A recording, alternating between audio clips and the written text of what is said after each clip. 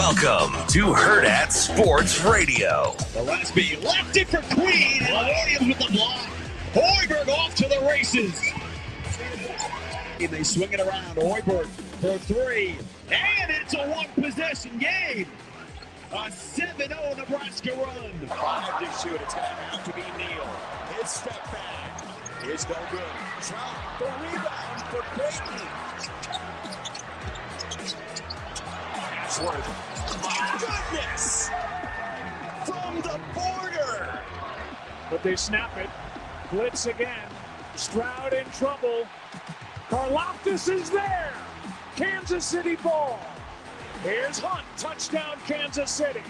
Here's Gunn. Gets away beautiful. Intercepted in the end zone. Picked off by Samersville.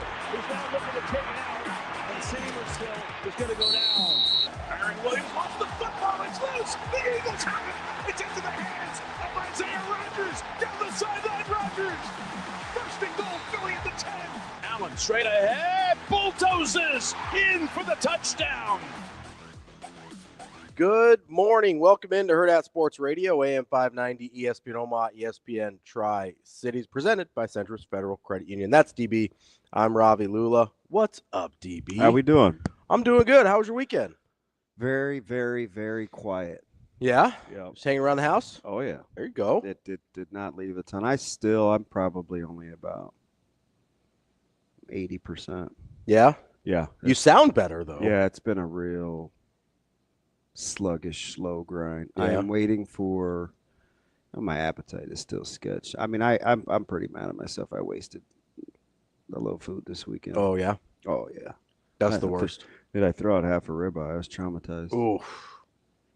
That's that's a cardinal sin in your family. It is, but I think trying to eat it while I didn't feel good kind of changed the way that I thought it probably tasted. Yeah, Because yeah. normally I would save it, and I was like, no, this just isn't very good. Yeah.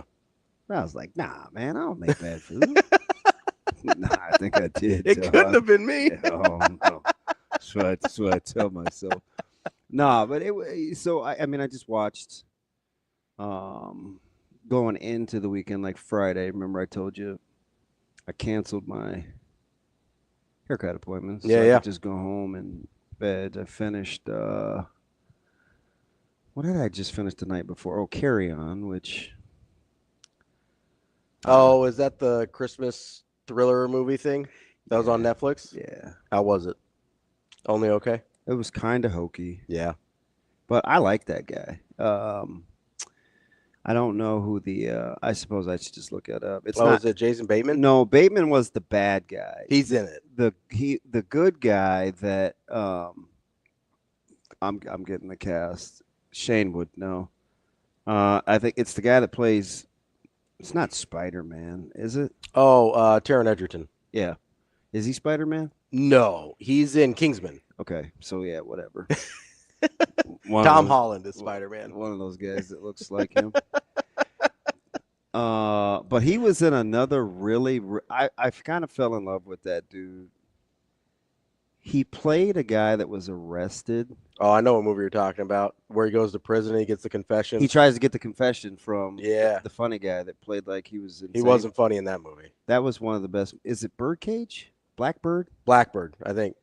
That's one of the best. He's like a drug dealer. Yeah. And he goes to prison to get confessions from this guy that's killed a bunch of women. And he gets the commuted sentence to get a confession. Yeah. That was one of the best. That might have been like a one-night binger. I have seen a lot of that on TikTok. I haven't actually sat down and watched it. Listen.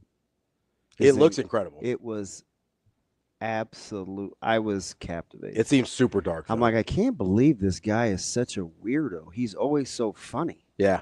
You know, the fat guy that he actually played the serial killer, who I don't, He's actually a really good actor. He's hilarious, but he was ridiculously scary. Yeah. In this movie. Maybe it's not Blackbird. It's something like that. I think so too. I'm gonna have to. I think it started on Apple. Yeah, I think so. Why don't you just look up Taron Egerton movies? I am. I'm finding it. I'm finding I forgot how you Google though. Listen, I got Taron Egerton before you did. Well, yeah, that's It's pretty good. Oh, it's Blackbird, but it's 2 words. I did it as 1 word. That was my problem. So it is Blackbird. Yeah, and I'm trying to find the other guy's name. I'm telling you, that might be the bigger guy on happy inauguration, MLK Day, whatever.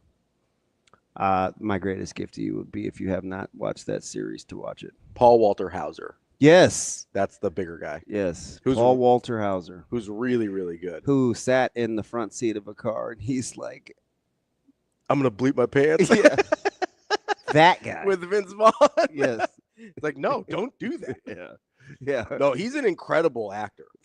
He was in a show that I watched. It was like an MMA show, Kingdom, I think. And it's got a couple people where you're like, oh, I kind of recognize that guy. But he plays kind of a psycho in that one. So that's where I first saw him. He was that series was so good. It's like a little unsettling to watch him. So good. Yeah. Go ahead, just watch it. I don't really want to. Like, I've seen enough of it on TikTok that I know I'm not going to like it. Were you traumatized after I showed you those clips from Sons of Anarchy? I'm not traumatized. You're like, but yeah, I'm not getting into that. I did need to go watch some Ted Lasso. Like, I needed a little palate cleanser. Can you believe I've never watched that? You would love it. I mean, there's a little. That's what Coach Frank told me. There's a little more swearing than you probably like. I'm not. It's okay. But it's like you would love it. It is right up your alley. Because I didn't like when the first season came out. I didn't really want to watch it either because it seemed cheesy to me. And then I got into it and I was like, oh no, I love this. This is the best. Yeah. So I mean, a lot of sport, a lot of hoops. A lot of hoops. Do you like my random basketball takes? I do, but I'm also like, DB, I'm not watching that. Is that what you're thinking to There's yourself? some stuff. Although D. Marinas did it in one of our other chats too, where he's talking about some Seton. Oh, he was talking about Seton Hall with us. Yeah. Yeah, and he goes, oh, they're like one. Yeah, and you told him to stop watching, and he goes, they play them next week. I need to scout. And I was like, listen, take that L. It's fine. Yeah. Like, it's gonna be okay. No, I can appreciate that. I appreciate how hard he works, but there's a 0% chance I'm watching Seton Hall. I mean, it's a bad basketball team. I'm not watching them go 1 for 20 and be like, yeah, I'm gonna continue to watch this. That was the real number, right? They started 1 for 20. Oh yeah. Yeah. Like I don't like I'm turning that off. I don't care. And I think at that time it was like 26-7. Yeah. I was like, shoot, man, they missed 2 extra points. It kind of feels like they should have been up by more. looks like the NFL. Like if your opponent starts 1 for 20, you feel like you should be up by more than 19, right? Oh, I know it. Like that's one of those. Like, but no, who's the coach? I told you, I didn't think I liked. Yeah, Shaheen Holloway. What's wrong with Shaheen? I don't think he's very good. Well, yeah, he's showing the struggle bus. Like I sat there and I go, okay, if St. Peter's had only won 1 game in the NCAA tournament instead of 2, does he really get that Seton Hall job? And anytime that happens, I'm like, that's a bad reason to hire a guy. Yeah, you're probably right. He wouldn't even been on anybody's radar. But he won 2 games, which is great. It's awesome for him and for the school. But you sit there and you go, okay, how many of those guys that have those hot runs in the NCAA tournament actually ever do anything? Yeah, the Big East is, I mean, it's a monster. Just the weekend. I mean, the 2-time defending national champion coach. The outcomes of this weekend, like, pretty much put every option back into play for the Big East this week. And I'm telling you, and it's not just the Big East. If Xavier beats St. John's this week, yeah, I mean, all Creighton's like tied for first at that point, basically. Yeah, because they're 5-2. They're 5-2. St. John's is 7-1. They'd be 7-2 after that. Yeah. So they'd have a half game lead because of the wins. Then it just turns into a mess. Yeah, and tiebreakers and whatever, which we all know that Big East tiebreakers are super easy to get through. But that's not just the Big East. That's the whole country. Oh yeah, it's a mess. It was not good to be ranked this week. Was 18 out of 25? Yeah. 18 of the top 25 teams lost in the last week. It was crazy. That's bonkers. How about Vandy being a game late? Dude. That was the same Vandy team I was telling you about. You told me they're like, hey, they're pretty good. They're against Tennessee. Oh my God, they'll hammer South Carolina. Yeah. They snuck out of there, but I mean, you've been on Vandy. I will give you that. It's just a weird. It's a weird season. Yeah, I like it. I think the SEC is pretty good. I think so. I know the ACC is very bad. Well, analytics, oh God, don't get me started. So bad. I don't even know what to like. It's weird. Like they're so bad, it's strange. it's not even like, oh, it's a down year for the ACC. It's like they're just bad. Yeah. I mean, even in the first half against Boston College, you're watching Duke. You're like, this is the team that my buddy was telling me is the best team in the country, maybe. Yeah. I mean, just a bad sample. It is, but it's also kind of a process of elimination. I don't know who else it's going to be. Yeah. Right? I think we had the 4. Yeah, we had what? Iowa State, Duke, Auburn, and then Iowa State's like, yeah, just like, no, we're cool. We're just going to go ahead and drop this one, make y'all look stupid. After they just hammer people last, it's like, what are we doing here? I mean, they were due for a letdown. Yeah, they were. I mean, they were kind of on a run there, but I still think it's Tennessee, Auburn, Iowa State, and Duke. Yeah, that's probably right. But I don't. I do like Bama and Florida though. Yeah, I don't feel great about any of them. No. You did like West Virginia coming in. They're the ones that got Iowa State. Yeah, I did. I told you. I said I think they're pretty good. Yeah. Now, who just laid wood to them a week ago though? They took a double-digit L to somebody. Was it Houston? Yeah, which I don't. I mean, and then Houston sneaks by UCF. Yeah, I don't know. I think that game was 69. That was 69-68 final. Yeah, I don't know if anybody's good. Like I just don't. I have no frame of reference for anyone in like a vacuum. I can't just look at them. Yeah, it was 69-68. Just in a vacuum. I can't look at anybody and be like, oh, that's a really good team. Yeah. Because there's a but and a pretty large but for just about all of them. Yeah, there's like a Sir Mix-a-Lot level but to everybody. You like that one? Wow. Good morning again. Wow. Sorry, it's it's already been a tough week. Yeah. I mean, listen, the Steelers talk. I mean, North Carolina's a fraud. What else? Wait, what happened? I mean, the Washington Capitals are actually good in hockey. To be a fraud, which is a problem. Shane, did you see that coming? No, but never a fan of that. They're no Winnipeg Jets. My Winnipeg Jets. Dude, I think the Caps are like 30 and 10 or something like that. Really? The Caps. This isn't. Listen, I don't know if you. I know you don't follow hockey. Yeah. Ovechkin is not in his prime. I am aware of that. I know he is very old. I'm just letting you know that. They are 31 and 10. So it's like the NFL was drunk.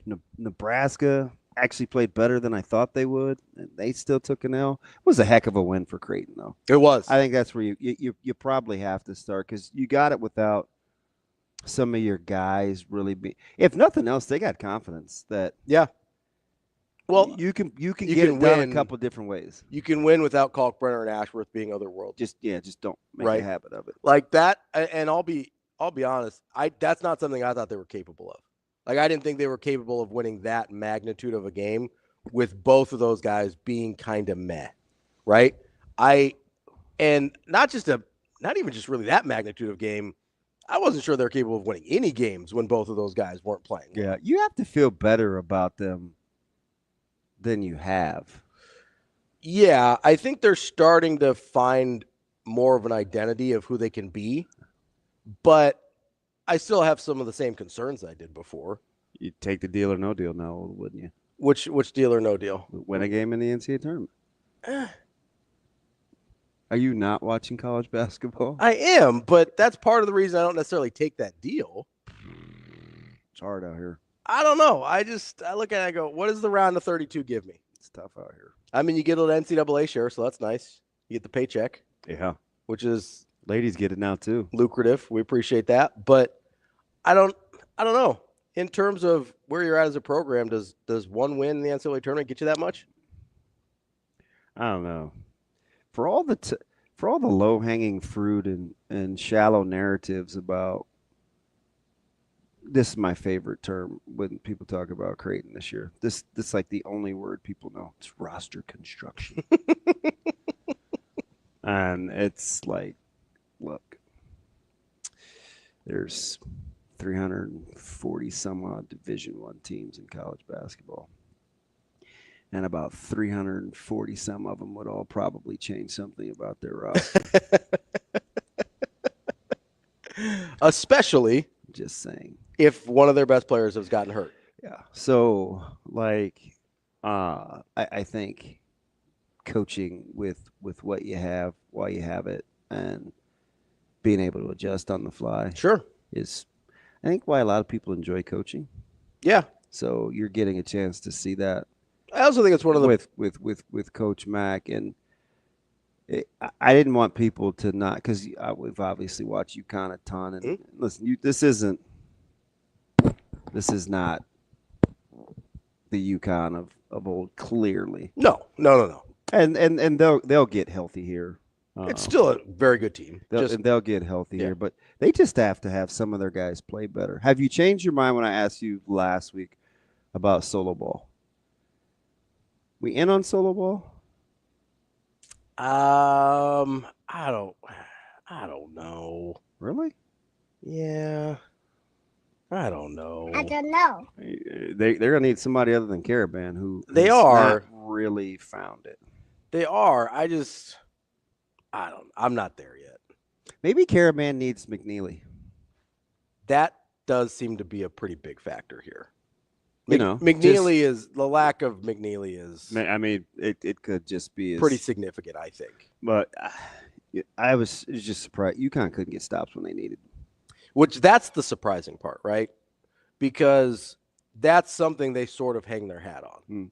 Is, I mean, more so than anything. I mean, they're averaging like 80-some points a game this year. Yeah. Although, Jacob, that was a fantastic find from young Jacob talking about, the easy thing to say, oh, man, Mac owns UConn. I mean, you dig deeper. I mean, UConn has a really hard time scoring points, which is, I just was kind of reading through, just digging a little deeper into what he laid out. I was like, they're double digits under what they would normally score. And what is it about Creighton? Because, we hear the narratives over the years with Coach Mack. They don't foul, and defensive efficiency is pretty high because, the rim protection. Just the minimizing of scoring from a team. How often have we talked about UConn's offense on this show? I feel like 2,000 times. It's been a lot. It's been a lot. And maybe that's why I don't love it as much as others, because I don't really see it come to fruition when they do play teams like Creighton. But it also could be better than I think, which is probably more the case. But I also think the narrative Creighton's ability to slow them down is crazy. Yeah, I think that's something that people, if you don't watch a lot of UConn, probably don't realize, because they do play sort of an uglier style, but they do score quite a bit. Yeah. And Creighton has done a really, really good job of keeping them in check. And I don't know if that's just a philosophical thing that against them, Creighton says, and Coach Mack says, hey, we're probably not going to win a shootout with these guys, which is kind of funny because that's how Creighton used to win these big games, right? Is, hey, let's get Villanova into a shootout and we like our chances there. Or, if we can get this team to speed up the pace a little bit, we like our chances there. And now it's, hey, I don't know if we can score with UConn. Let's make this game a little ugly and defensive and whatever. And that's how they've beaten UConn, except for last year in Omaha where they just beat their brains in. But it's a very strange sort of dynamic shift for this Creighton team. And I think for a lot of people, a perception shift of what UConn is, right? Like UConn, yes, has been a very good defensive team, but that's not really where they've hung their hat the last few years. They've been pretty proficient offensively with a bunch of NBA-level guys, and Creighton has been able to, and you have to give Kalkbrenner a lot of credit there because he's gone up against Klingon and Sonogo and really high-caliber college bigs and held his own, and not only held his own against those guys, but provided the rim protection for everybody else as well. But the fact that Creighton is just like, hey, no, we're going to win this thing defensively, that is incredibly impressive against not just UConn, but I think that probably needs to be more their model for the rest of the season as well. And it maybe seems like they're finding that. It maybe seems like they're shifting into that mode, but I don't think they have enough scoring options to do it the other way. Yeah. I'm just kind of watching, and I get it, right? I mean, Creighton defensively, they'll get a lot of credit for how they defended, and in Caravan in particular. I looked at his last 5 games. And outside of, he played well against he shot it well against Providence, but still only had the 13 points. He shot it well against Georgetown, which was kind of the outlier there because he scored 19. But in his last 5, he's 16, 13, 10, 19, and 8. The thing about it, he hadn't made free throws. Yeah. He's been on a little bit of a struggle bus. So I'm just, he missed the 2 late. Mm-hmm. Was that Xavier? I believe no, so. It was, or Nova. Who was that? It was somebody where he missed 2 late free throws last week. And Villanova. I think it was Villanova. This is Wednesday. It was a weeknight, right? Yes. Or when they lost? Yeah. Yeah, at Nova. Yeah. So, that's an interesting team. Yeah, I don't really know what to do with them. I think they're obviously not as good as they were the last 2 years, and I think we have kind of that in our head because you still have Caravan there. Obviously, Hurley's still there. This is mostly a brand new team. Like, there's a lot of different guys on this team from the back-to-back national champions, and so I think it's hard to shake. Like, this is just a normal good UConn team, I think, not a otherworldly destined for national championship UConn team. You find yourself cheering for other teams in the Big East heading into this week to set this thing up. It's hard, isn't it? Yeah. I'm not a conference guy. I don't feel good about it. I get it. I'm not really. If you thought I was cheering for the Ravens yesterday, you're crazy. Big AFC North guy. Yeah. If I told you going into the playoffs that there would be a conference championship that represented 2 teams from the same division, how low on the list would the NFC East have been?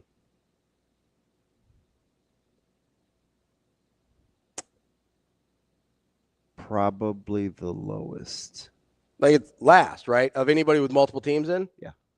Because NFC North certainly higher. Yeah. AFC North certainly higher. Yeah.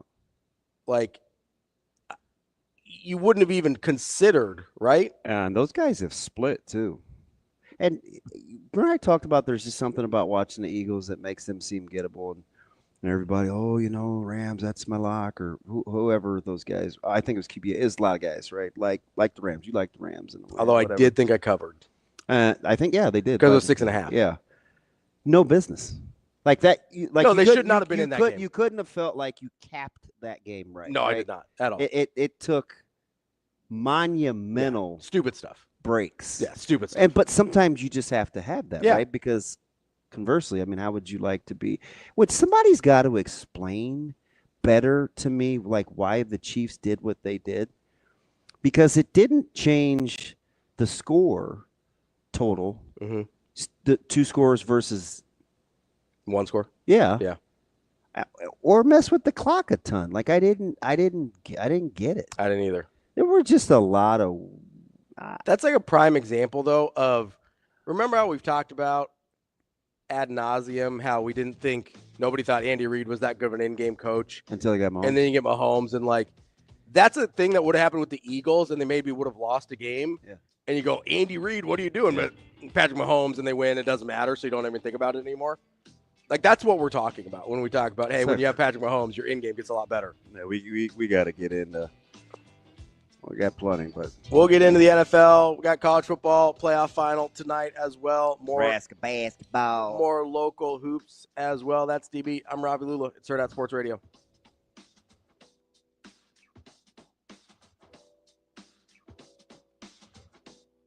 We will be back.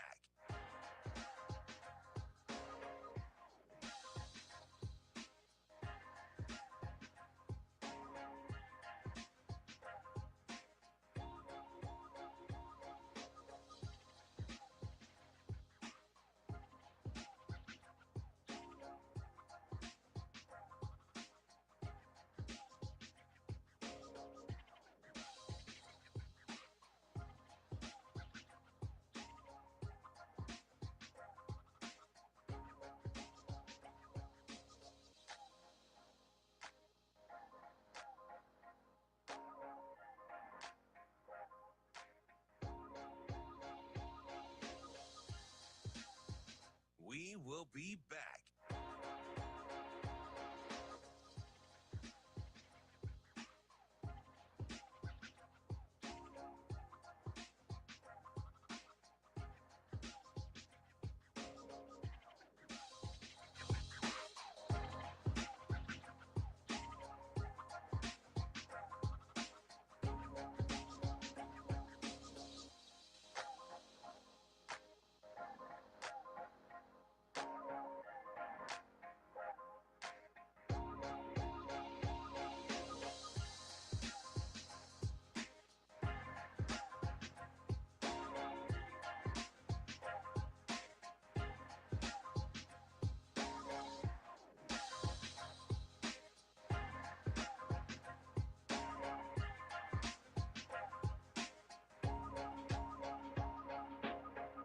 We will be back.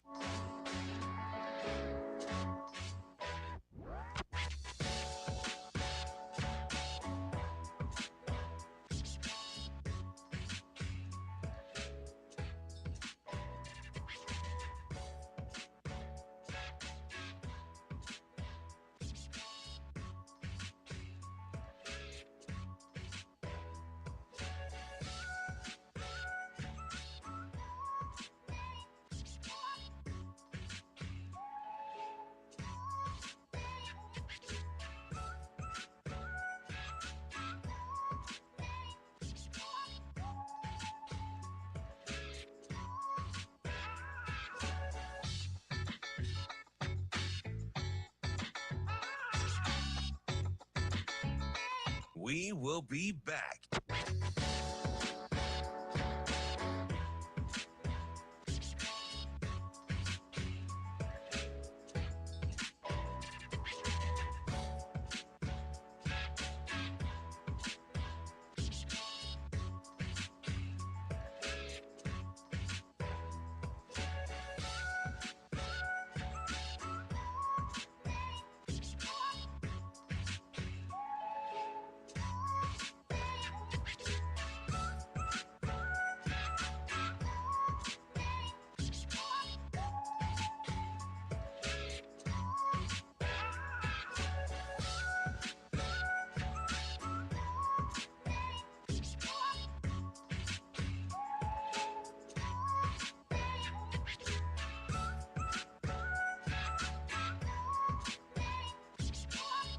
We will be back.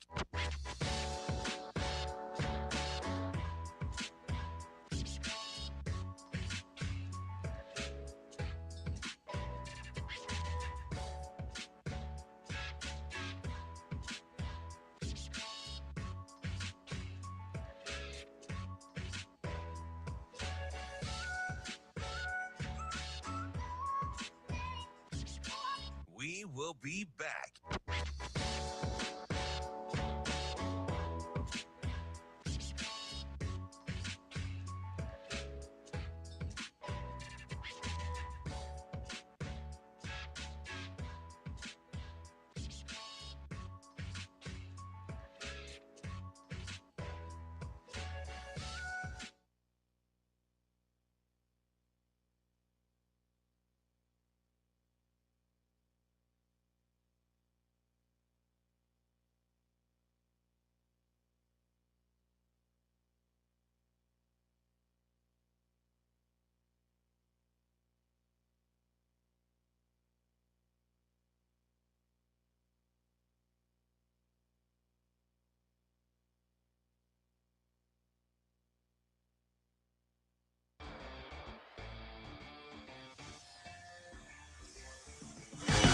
You're listening to Hurrdat Sports Radio.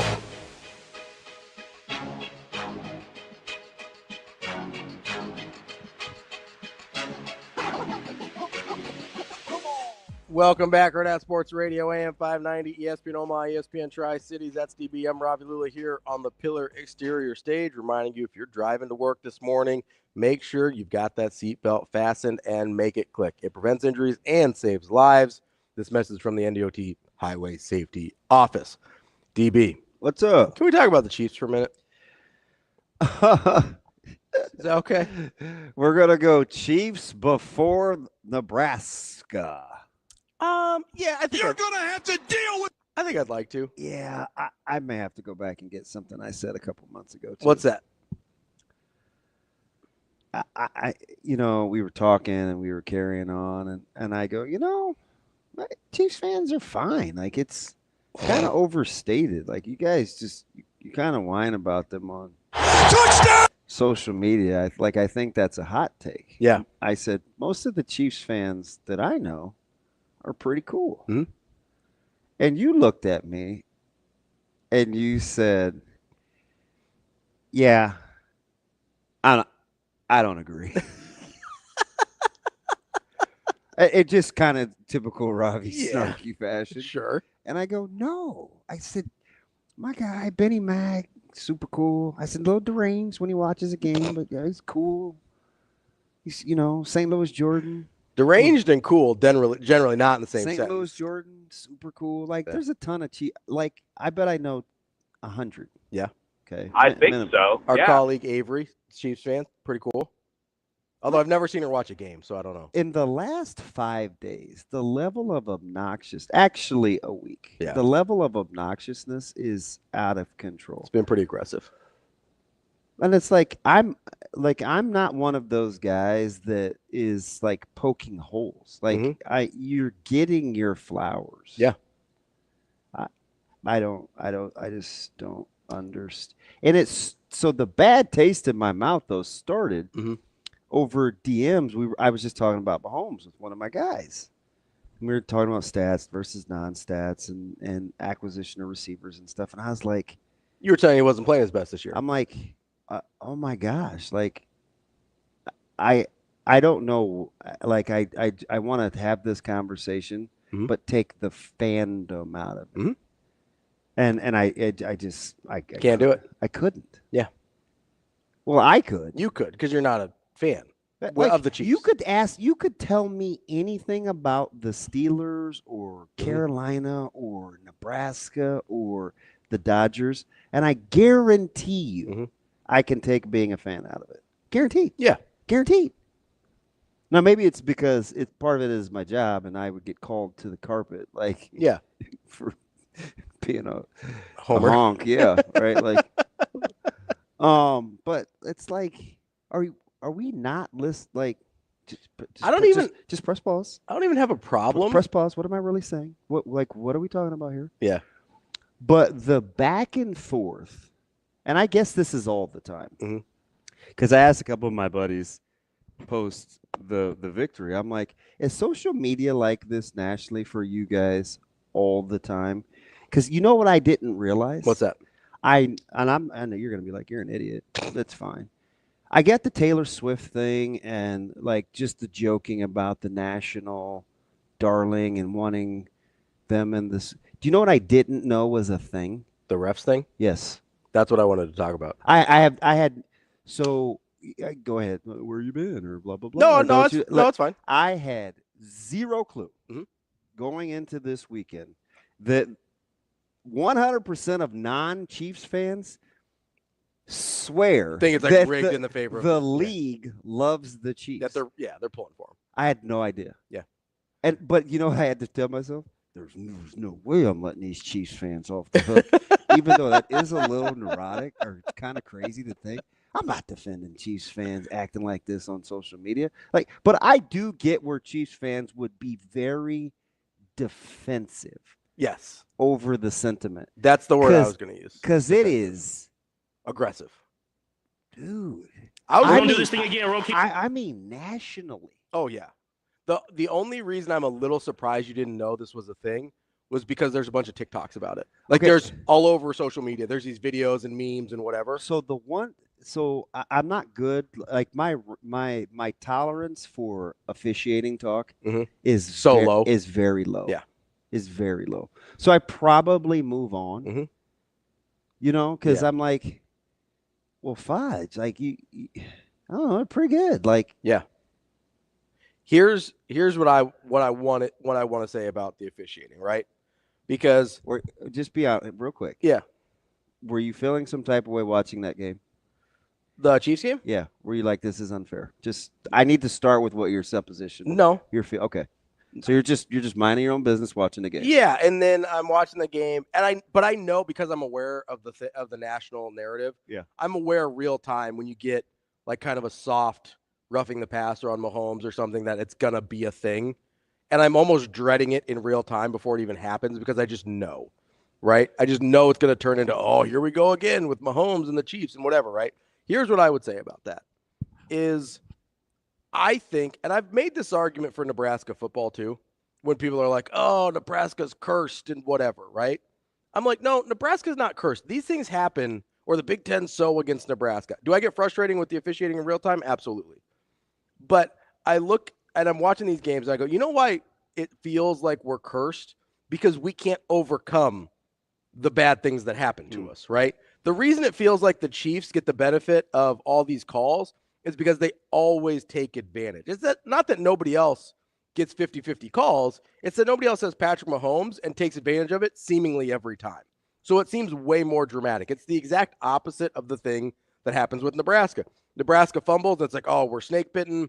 We can't ever do this. Why are we cursed? Whatever. You get a bad holding call that pulls back a touchdown. Why are we cursed? Why does the Big Ten hate us? Whatever. That's because you can't overcome it, right? If you go on to win those games or you have a holding penalty that brings back a touchdown, it's like, oh, man, Ramir Johnson could have had even more yards and another touch, right? Like, you don't think about it.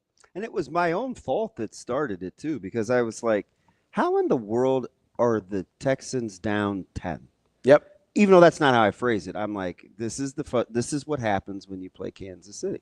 Patrick's very good at, like, we saw it in that game where he was getting ready to run out of bounds and then he slowed down, just drawing the extra stuff like that. He's very good at playing the refs. And I'm not sure I even care. I don't. I really don't. I don't think I do. I only care that the narrative around it is annoying. Like, that's the extent to which I care. So I remember, like, watching when Goff got boo-wopped on the run, and the broadcast was. I was extra crabby about broadcasts this week for whatever the reason. I don't know if it's because I just was in my feels because I didn't feel good, but I think I was extra sensitive. I'm guessing Greg McElroy just sent us all off on a terrible path with broadcasters, and now we're stuck in it. Does Robbie Hummel always talk so much? Yes. I did constantly. I did not know that. Yeah, all the time. But anyway, I was very salty about that. I thought Tom Brady was a joke. TB acted like this was his swan song, so he was just going to shoot his shot. Yeah.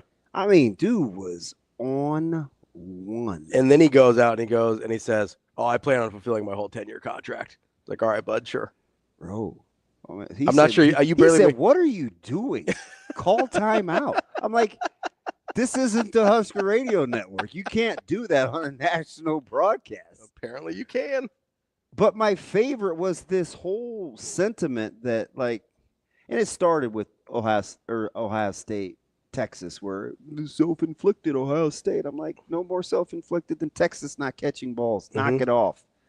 But the whole Washington-Detroit thing about the penalties and evening out, I'm like, guys, it's not the same thing. Like, you literally manufactured a personal foul face mask and a drive in which it generated points. Let's say you called the penalty on Goff. It was at the 5-yard line.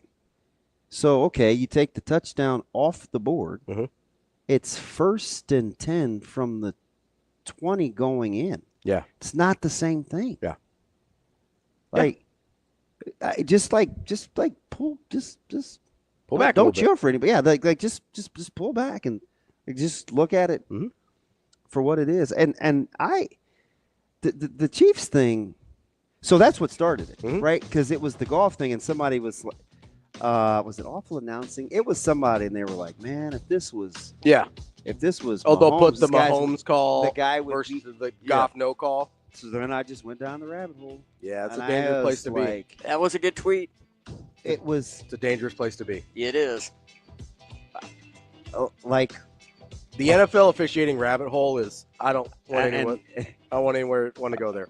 I watched some guys get just demolished for cherry picking stats that clearly they just read without any depth. Yeah, and then of course fans go all in, but that guy deserved it. More Hurrdat Sports Radio coming up next. We will be back.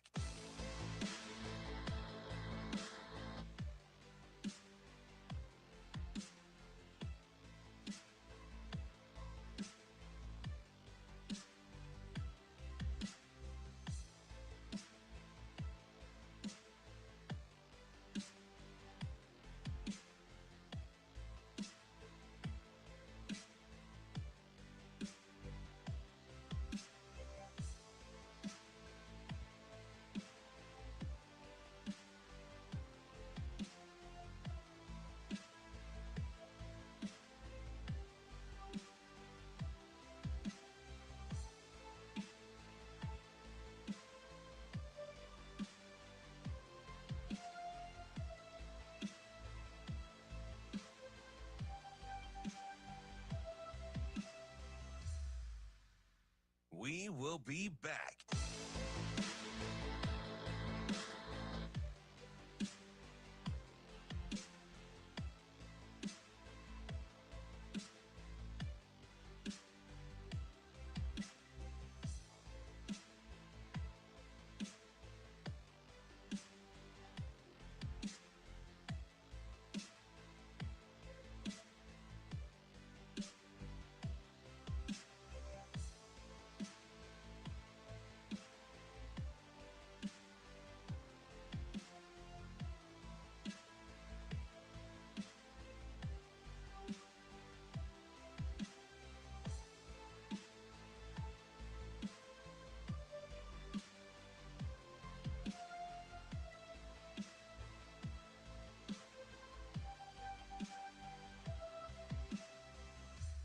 We will be back.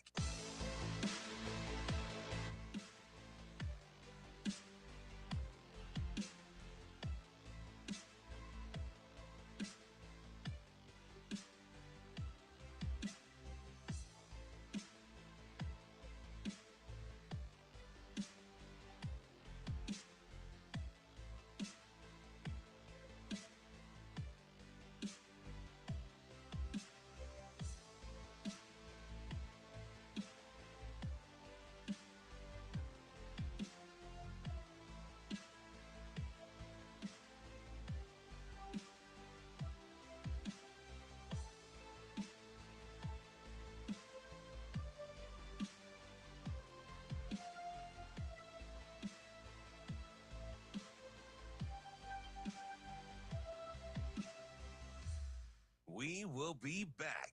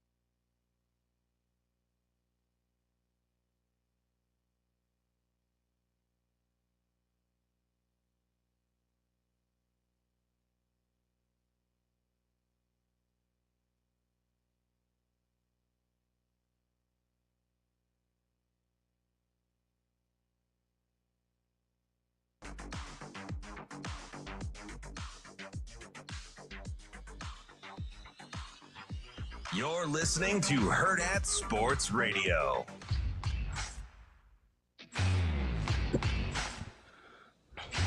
Welcome back, Hurrdat Sports Radio, AM 590, ESPN Omaha, ESPN Tri-Cities, FDB. I'm Ravi Lulla here at Hurrdat Sports Bar and Grill. One of our friends, our mutual friends, chimed in on our DMs here on Twitter. He goes, I get it, talking about Mahomes and everything with the refs. He goes, when the Patriots were on their tear, he was all against Brady. It's human nature to have a bit of fatigue. He says, first QB I can remember watching at KC was Steve DeBerg, so seeing a ton of frustrating QB play before Mahomes. So I'll take all the friendly calls they'll hand out. Yeah, I had never, you learn something new. Yeah, I totally wasted, I don't know, 3 hours maybe. Yeah, not kidding. Just down the rabbit hole. Yeah.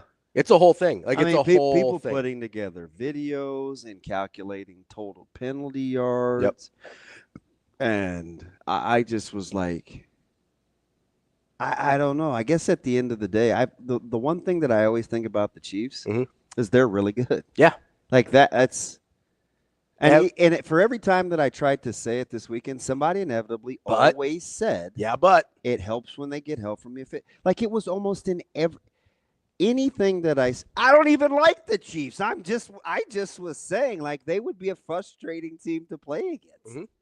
Like, they just always make plays. Like, and I was befuddled. You watch the games and you try to get past the stats, and I'm like, how is Kansas City up 10? Like, that was my first. I'm not asking because I don't want them to be. Mm-hmm. I'm trying to Figure out. Yeah, like how this happens. When they play ugly. Yeah, and the Right. numbers were almost identical at that time. I didn't realize the Texans were going to, like, roll past. Yeah. Statistically. So the first thing I looked at, I was like, turnovers.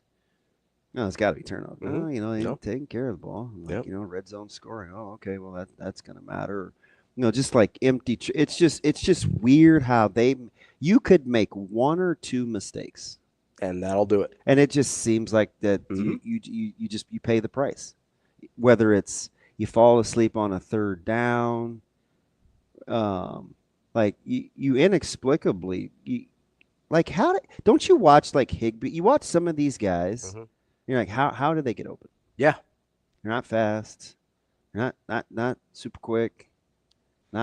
We did the same thing. Really sudden. We did the same thing with the Patriots for the year. And guys are just always open. Wide. The touchdown pass that Mahomes threw to Kelsey falling down, I didn't have the heart to say anything on social media, but what I wanted to say, that's what I'm talking about. That's not fair.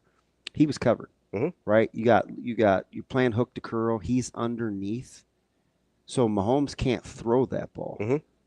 So somehow falling down, Kelsey knows I'm covered right now. Let me just back up a few. In the meantime, while Mahomes is falling down, he throws it to the open window? Yeah. Did you see the side-by-side? Yes. See, that's anticipation. And you can't. Like, what are you supposed to do with There's that? nothing you can do. Like if they're that connected in terms of knowing what the other one's thinking at any given time, there's nothing you can do. It's like I don't think we realized it until that whole Bills thing on the 13-second drive where they kind of just made up a play and they're like, that's the first time it was sort of publicly like, oh, these guys are sort of on a different level in terms of being on the same page. But then you go and you see things like this. It happens all the time. If you watch Chiefs games, it happens all the time. 100%. The number of times I think Travis Kelce ad-libs a route, I think is astronomical. Like I don't have hard proof on that, but if you're just watching, because I get curious, right? So I'll just watch him. And sometimes players are like that with their, like you watch Higbee score on that touchdown, the little shake route on the goal line. Ain't no business being open. The guy runs like a 5'8" 40. He's not going anywhere. It's just Stafford knows where he's gonna be. He's not quick. No. He just, and it's right in between the inside hook to curl and a flat defender. Like it's just that little open window. Bam. You throw it to him. Yeah, that's the biggest unfair advantage that Kansas City has, though, is the fact that apparently Kelsey and Mahomes are just telepathically communicating at all times. Is this like because I'm not on the, I mean, I really like Josh Allen, but I've never been one of those guys that like is just effusive in the praise. Sure. There was something about watching him yesterday without having the gaudy touchdowns or passing numbers. Because remember our off-air last week, I went down his playoff success. I'm like, look at this dude's playoff numbers. Like, this dude balls. Yeah. Kind of gaudy. And there was something satisfying. Is that the word? Sure. There's something satisfying watching him play yesterday and just control the game. Like he didn't have to be, because sometimes there's this sentiment with. It was a little Mahomes-esque. It was. Honest. Okay, I'll take that. Like looks different. I'll take that. But the way he controlled the game, it wasn't had some overly, super key runs. Yep. Like wasn't overly like statistically dramatic or anything like that. I'll take it was Mahomes. It was a little Mahomes-esque. He just was in perfect control. So there was something about watching him win a game like that in which he made the fewest amount of mistakes. And that's the thing. Because he didn't have to be Superman. Yeah. So I was like, oh, shoot, man. If you let this guy play like this and they still win, you're in trouble. You're in trouble. Yeah. That game next week could be phenomenal. Yeah, right. Like right now, I like the Bills. Yeah. Like, I mean, ask me again on the weekend, but right now, like, I think the Bills are better. I don't know if I can pick against Mahomes and the Chiefs. Yeah, I said something prematurely yesterday, but data, Eagles will make a case defensively, but let me just ask you. Take special teams too. the 4 teams remaining. Okay. Okay. So clearly it's Buffalo, Mm-hmm. Kansas City, Washington, and Philadelphia. Mm-hmm. Who, in your opinion, who has the best singular unit?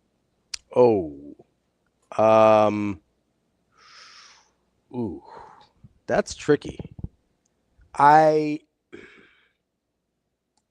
Each time I think of something, I think of a reason why that's not it.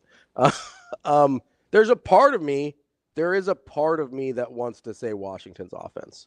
There's a part of me that wants to say Philadelphia's offense. There's a part of me that wants to say Philadelphia's defense. There's a part of me that wants to say the Chiefs' defense.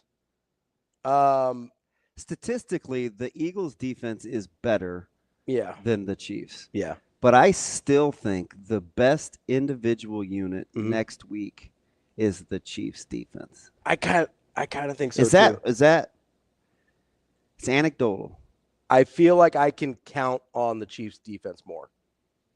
I've seen it be this in really big situations. Because I was saying to one of my guys, he's super nervous. Mm-hmm. Chiefs fan? Diehard. Yeah. And he's like, watching these two teams play, it doesn't seem like the Chiefs can win next week. Yeah.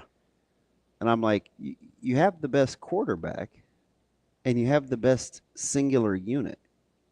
And you're always going to have a chance. The best coach? But then he asked me something. He was like, well, you think the Chiefs defense is the best unit? I said, I think so. I think so. I trust the Chiefs defense more than I think I trust any other unit. I mean, you could probably. I like the Eagles' second. Like, I like what the Eagles' defense is good, but I mean, they let the Rams off the hook multiple times yesterday. That's my problem. That's why, like, they were, and the conditions weren't ideal, but you left an easy 20 points out there. Also, and then you let them just matriculate down I was saying, the and then field. you let them get right back in it, right? And then you've got, you had the sack that put them in fourth down. At some point, did you feel bad for Stafford?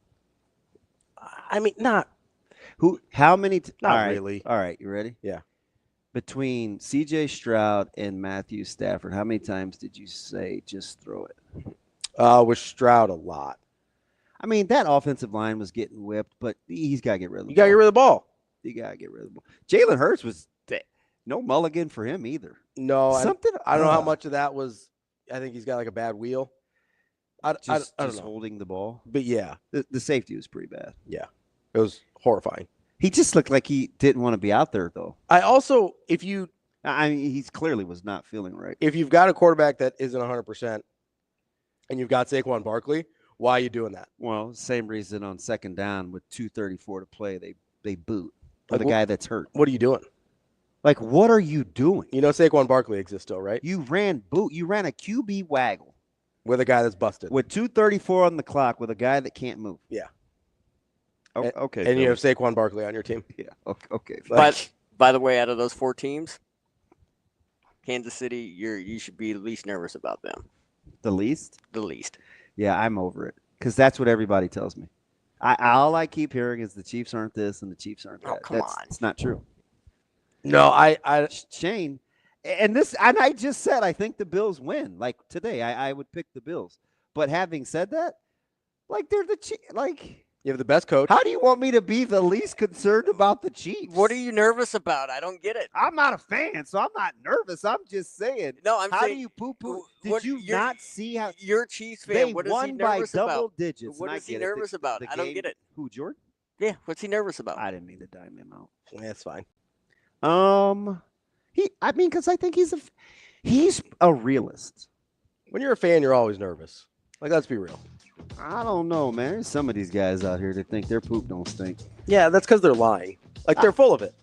It's mostly Chiefs fans. When it comes down to it, in the moment, they're nervous. I think he's cautious by nature, too. That's fair. He's even he's just, it's just kind of his saying, personality. You got the best QB. Okay. You got the best quarterback. You got the best coach. You might have the best pass catcher left in the playoffs and the best defense. Ooh, the best pass catcher? Who are you taking over Kelsey? Ooh, historical numbers say no one. I got to think about that. You think about that for a second. We'll talk to Sam McKewon coming up next year on Hurrdat Sports Radio.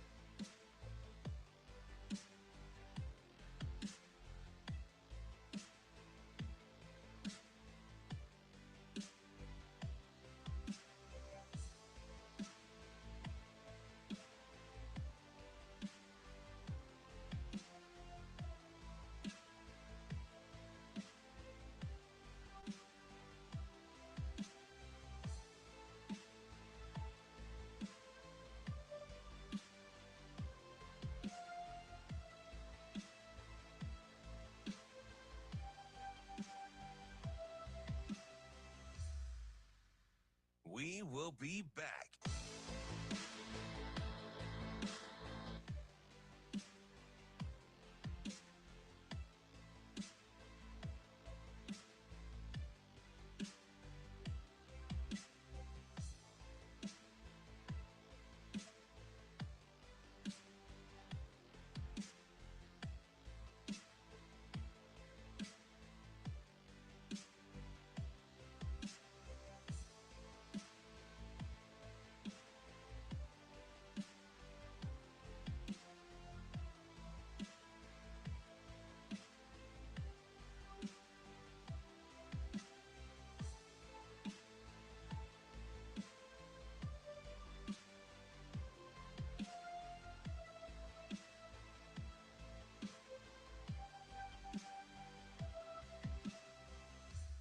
We will be back.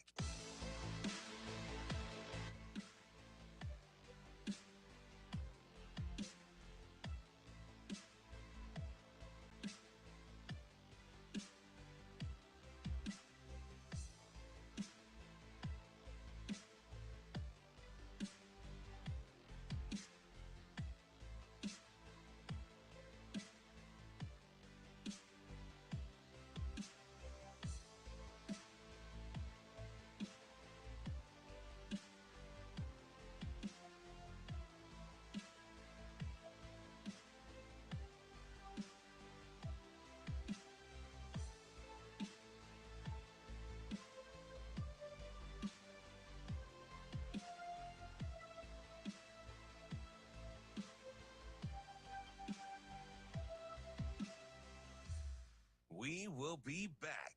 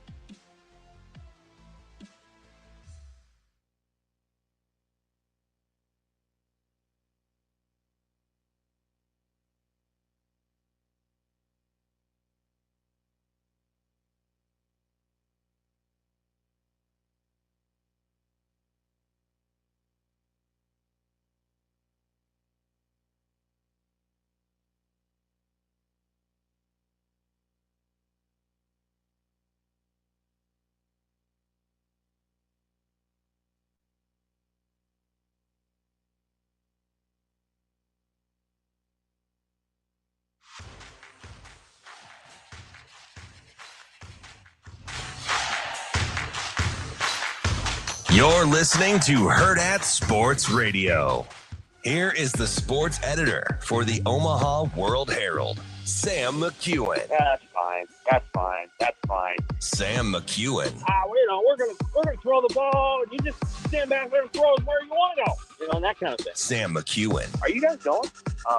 Sure. Now, Sam McKewon.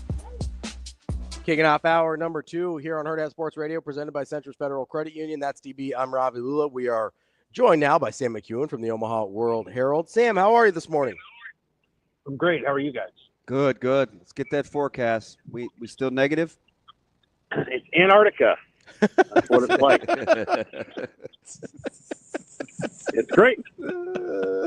You're on we want to live to feel these extreme temperatures, right? No, we don't. But, that's how cold it is. It's -1, and the wind chill is, whatever it is. Sam, negative whatever. I feel like, hey, can I get you to I can hear the radio in the back, Sam. You want to turn that down for me, boss? There we go. Okay. Well, no, I can still hear me. Anyway, hey, so Sam, I was trying to make the case. I didn't have a lot of friends, well, in general, but with me that I just would like a little snow, right? Just some snow. I can get, the cold is fine. I just would like a little snow. Have we moved on from this just being a place where we're going to get any semblance of snow anymore? I'm not a meteorologist. We got a lot of snow about 2 or 3 years ago when we got those 30 inches. I remember Was shoveling that late? It was I think it was in February. Okay, so they're still but I can't remember. I would say that I remember that I'm still an old school shoveler, so attaboy. you know, that was well, where we live, we kind of have to be, otherwise the snow would blow into someone else's yard. We have a narrow driveway. So anyway, I would say that a meteorologist or climatologist. I'll ask my brother. He's a meteorologist. What's going on? Oh, he is. What happened to the snow, man? He's the meteorologist for the College World Series. So I will ask him. Would you have rather have played in Philadelphia, where you know it's not very cold, but you're getting the precip, or in Kansas City, where it was literally like 9 degrees? I think it depends on if you play offense or defense. I think if you want to play offense, you'd play in Philadelphia because the defense has really struggled, I think, to tackle and deal with change of direction. I think if you're a defensive player, you want to play, you know, in Kansas City because you get all the footing, but it's just really cold. So I think, you know, sometimes snow is an equalizer. It actually makes it easier for the offensive team to make things happen.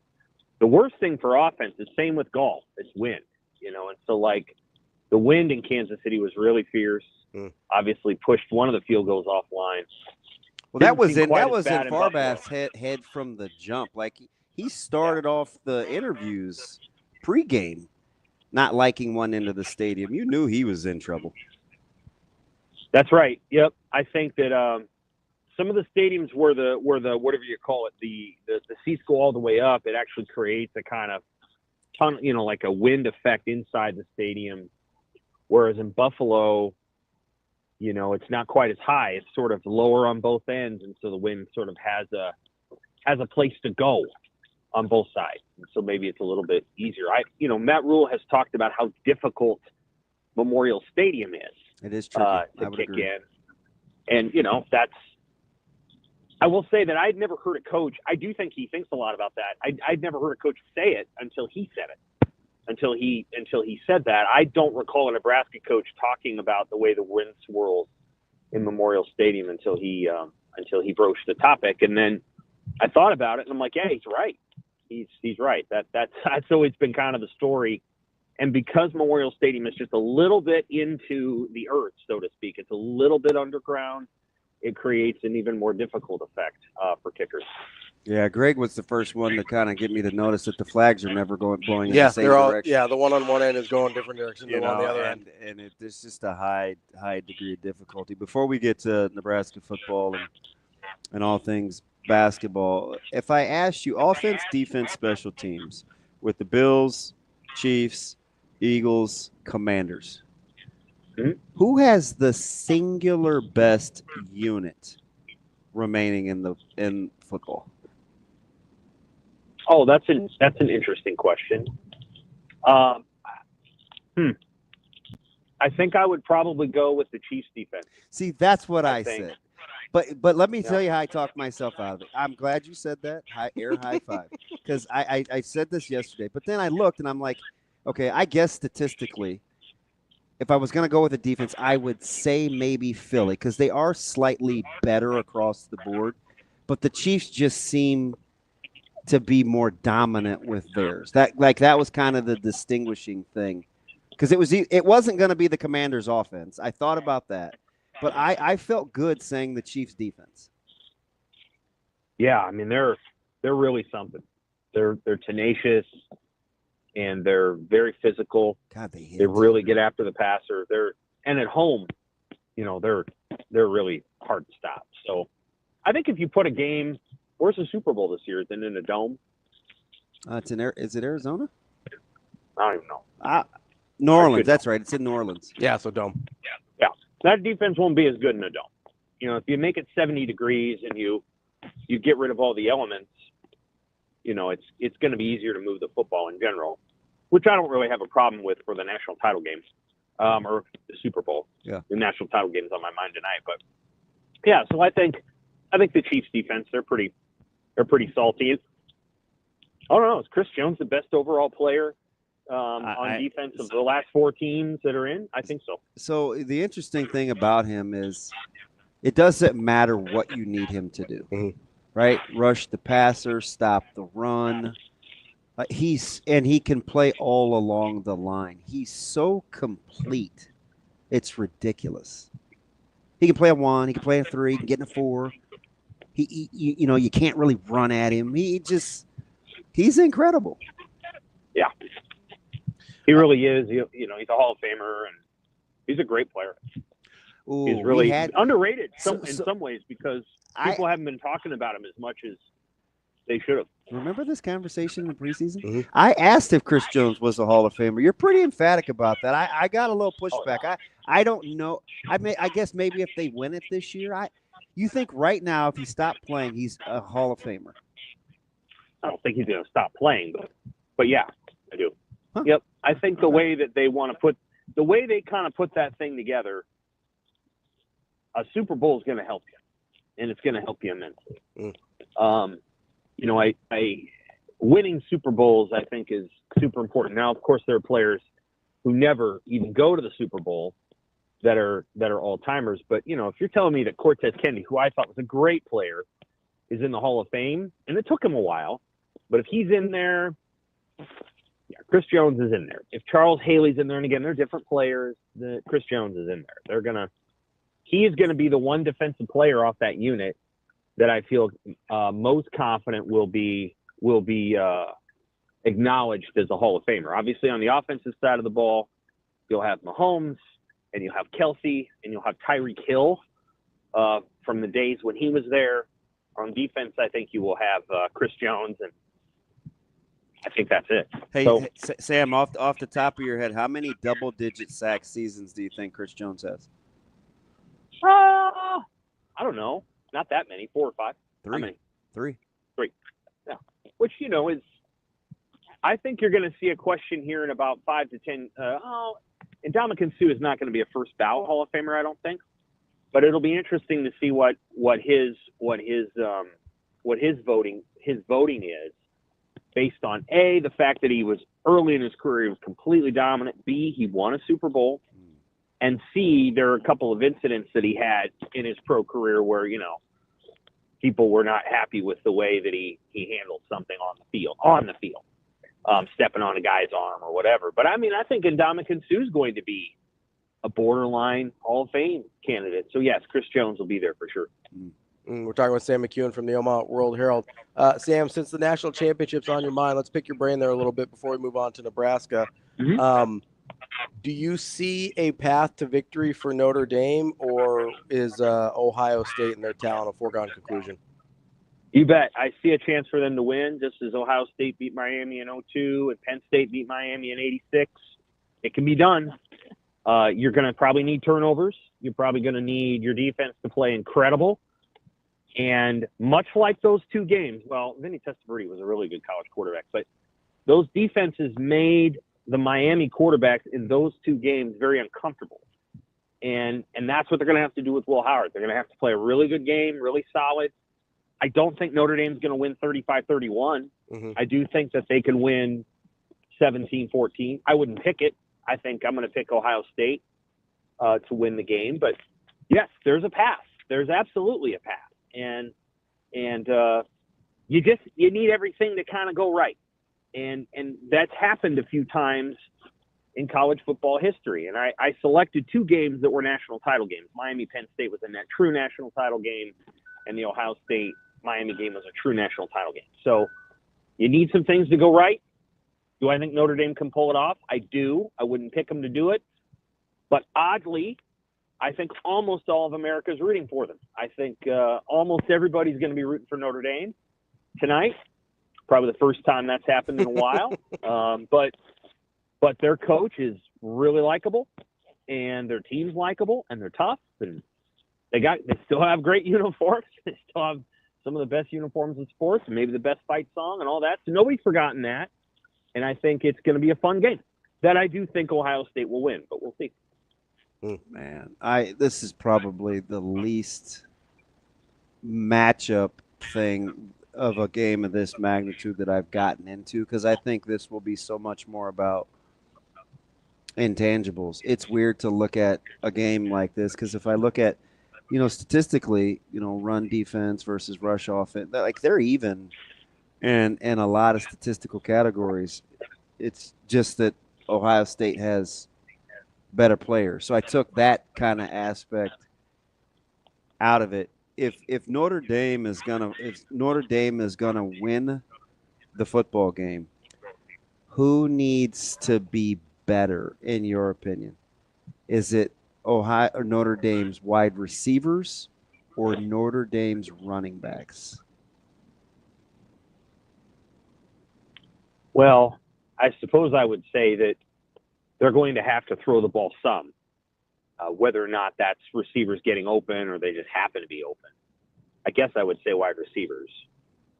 I would say that it would be the defensive backs. Like, they're good. That's a good group. That's a really good group. It is. They're going to be man-to-man, I think, a lot.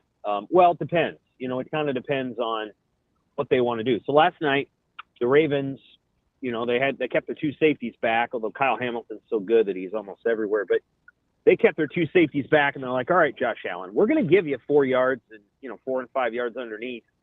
You need to figure it out. And Buffalo kind of figured it out eventually. I could see Notre Dame trying that coverage strategy, although I don't know if it'll work quite that well. Or they could be more aggressive and say, hey, we're gonna be physical with your receivers, and we're gonna make Will Howard make great throws into tight windows. They could try that, or they could try to zone it up and try to get a couple of picks. I don't think that'll work. I think Ohio State's receivers are too good. So I think it kind of comes down to whether Notre Dame can slow down Ohio State's offense, the passing portion of it. And then, of course, Ohio State can run the football. They have better running backs than Notre Dame. They do. They do. Even as good as Notre Dame's running backs are, Jeremiah Love's great. Ohio State's running backs, if you put them together, they're better.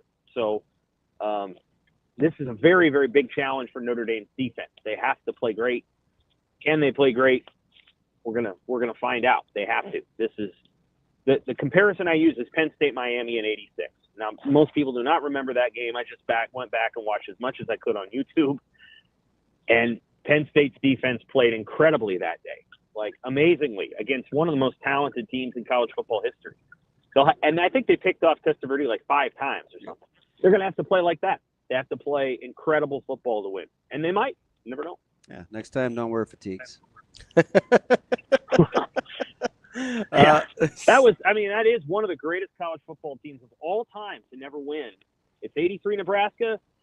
It's 86 Miami. It's 02 Miami. There aren't many other teams that were better than those 3 teams that didn't win national titles. You know who might be in that discussion is the SC team that Texas beat. That team was a wagon loaded. They were. That's true. The one thing I'll say about that is that I think Texas was actually just about as good. Vince Young was, for sure. That night was about 2 great teams playing each other. The other 3 games I mentioned, those were true magnitude upsets, huge upsets. Yeah. And so that's what has to happen tonight. Notre Dame's going to have to upset Ohio State. I know the line's only 8 or 9, but shoot, that's a lot. Everybody knows it could. Everybody knows it could easily be, 38-10. I mean, it could happen. So the variables here are wild, and I think it could be 16-13.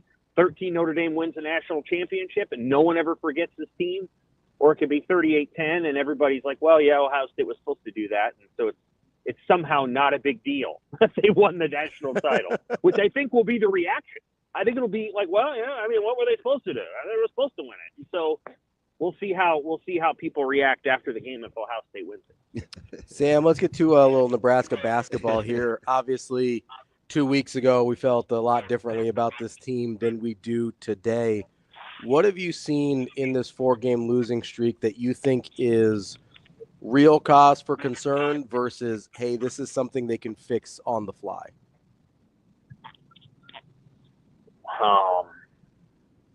Well, some of it is, I think, the way that Fred Hoiberg has built the team, and he's said this many times.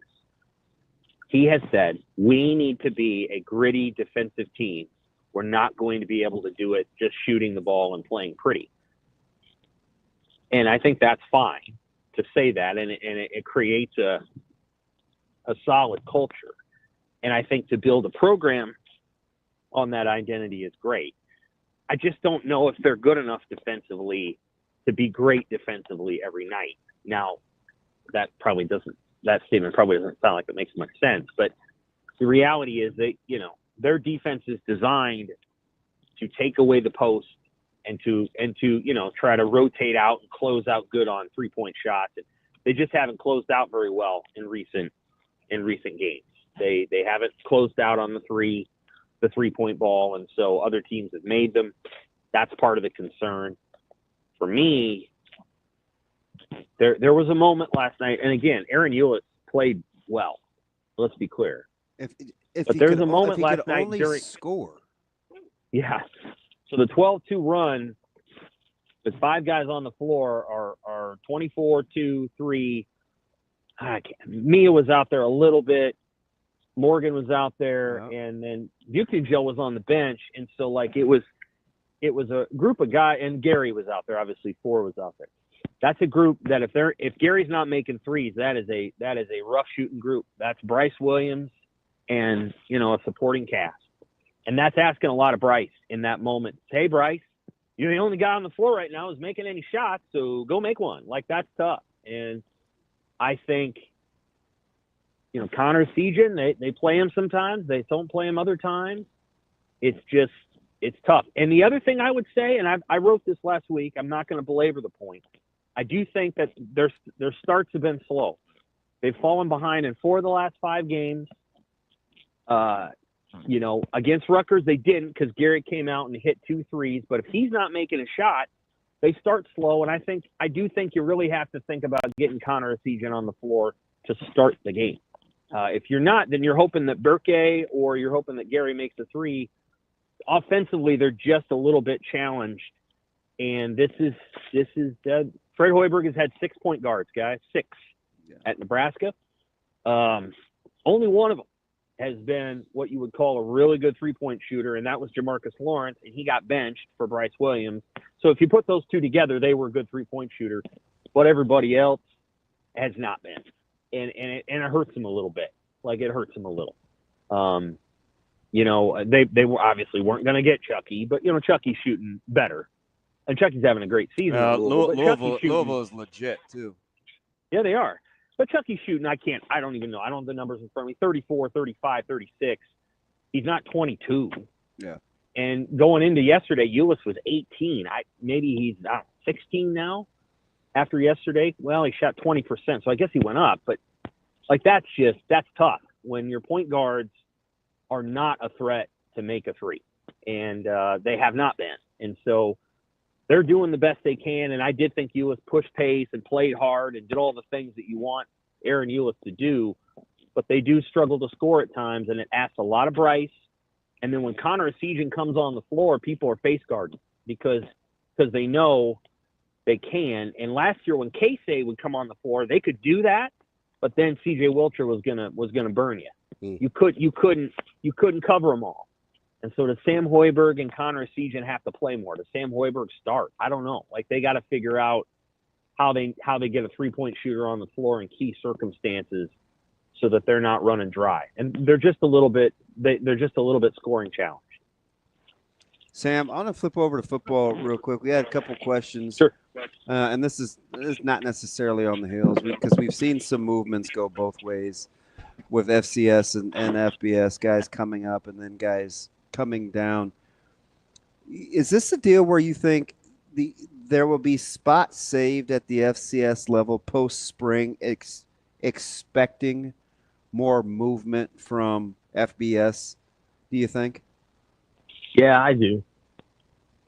I think that's going to happen. And you know more about this than I do. So depends on what you're going to say. Well, I don't know that FCS schools there's probably some guys that they're like, man, that'd be cool if that guy came down and was playing at this level. But I think the level of FCS football right now is pretty high. I agree. And so, I don't know that they're waiting with bated breath, if that makes sense. Right. They got to put their football teams together. They got a lot of good players. If somebody said, I'm just really tired of the FBS life, and I'm a 6'3" and 307-pound defensive tackle, and I'd like to go to South Dakota State because their facilities are good, and I'm just ready to do something else, I'm pretty sure that every FCS school would line up for that guy because there aren't a lot of 6'3", 307-pound athletes at the FCS level that are playing D tackle. But, are the receivers down there much below what they got up here at the FBS level? I don't think so. I think the running backs down there are really good. I think if Marty Brown wanted to go somewhere at the FBS level, I think he'd have plenty of suitors. So, I just think some of the positions have evened out a little bit, and so I don't know. You would know better than I. I would say maybe I'm kind of with you. I think maybe defensive back and O-line, D-line. Well, there you go. I think. Yeah, I think FCS football is pretty good. I watch South Dakota State. Yeah. When North Dakota State lost to Colorado, which they did lose, a lot of that was Shador making plays and Hunter making plays, and Colorado's defense was good enough. When South Dakota State played Oklahoma State, and Oklahoma State wasn't very good this year, Oklahoma State just kind of ran over them. And South Dakota State couldn't really slow them down. And that's the thing that I think the difference between the two levels is just you could line up and run the football at the FBS to FCS. I think it's hard to slow them down, but it's a pretty good level of football right now, and a lot of people are watching, and it doesn't really need FBS players at too many positions, in my opinion. I don't know. Gotcha. That's Sam McKewon, Omaha World-Herald. Sam, we appreciate it as always. We'll talk to you next week. Stay warm, buddy. Take care. All right. Bye. More Hurrdat Sports Radio coming up next.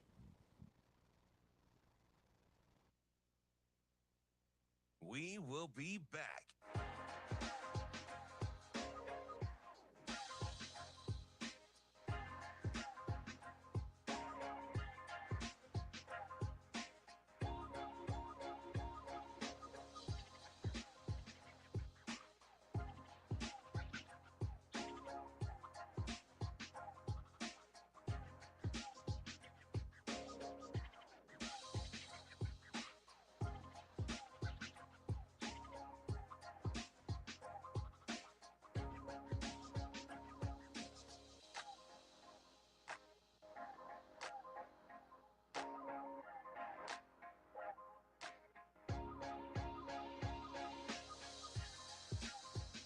We will be back.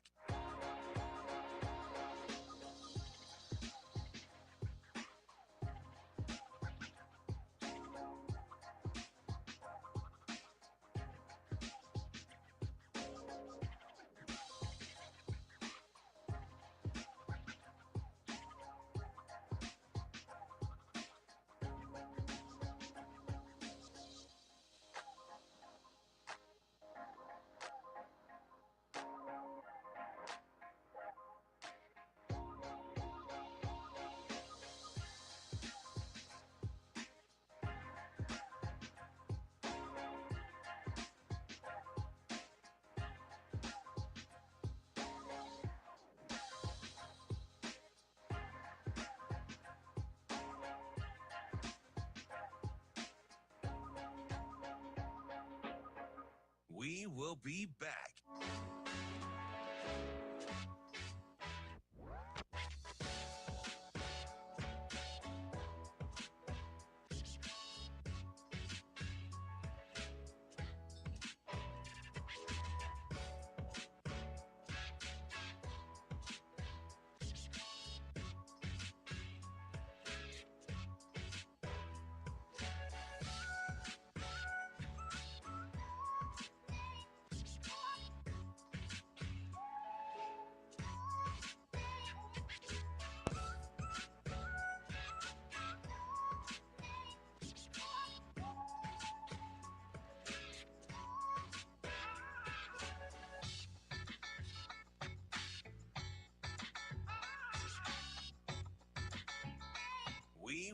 be back.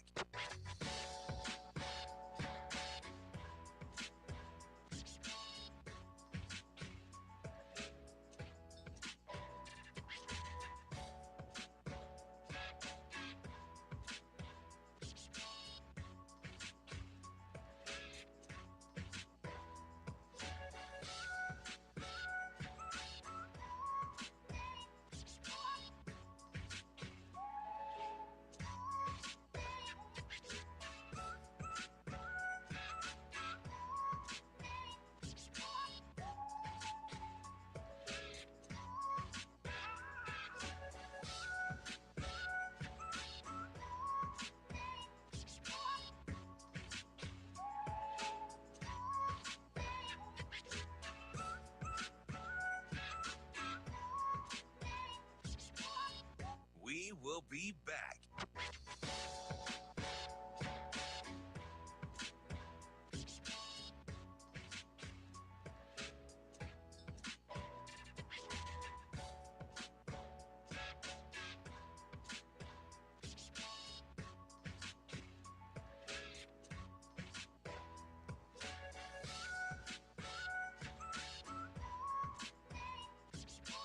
We will be back.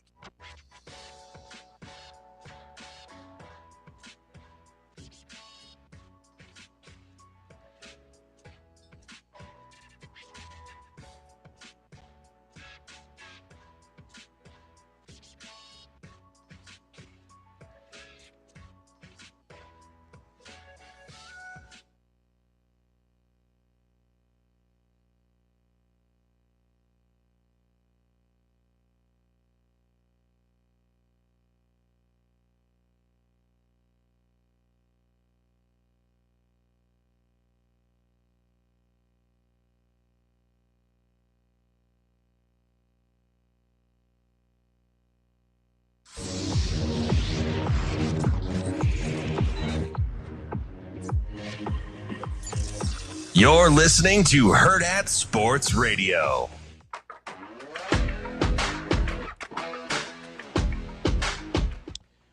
Halfway through the show here on Hurrdat Sports Radio, AM 590, ESPN Omaha, ESPN Tri-Cities.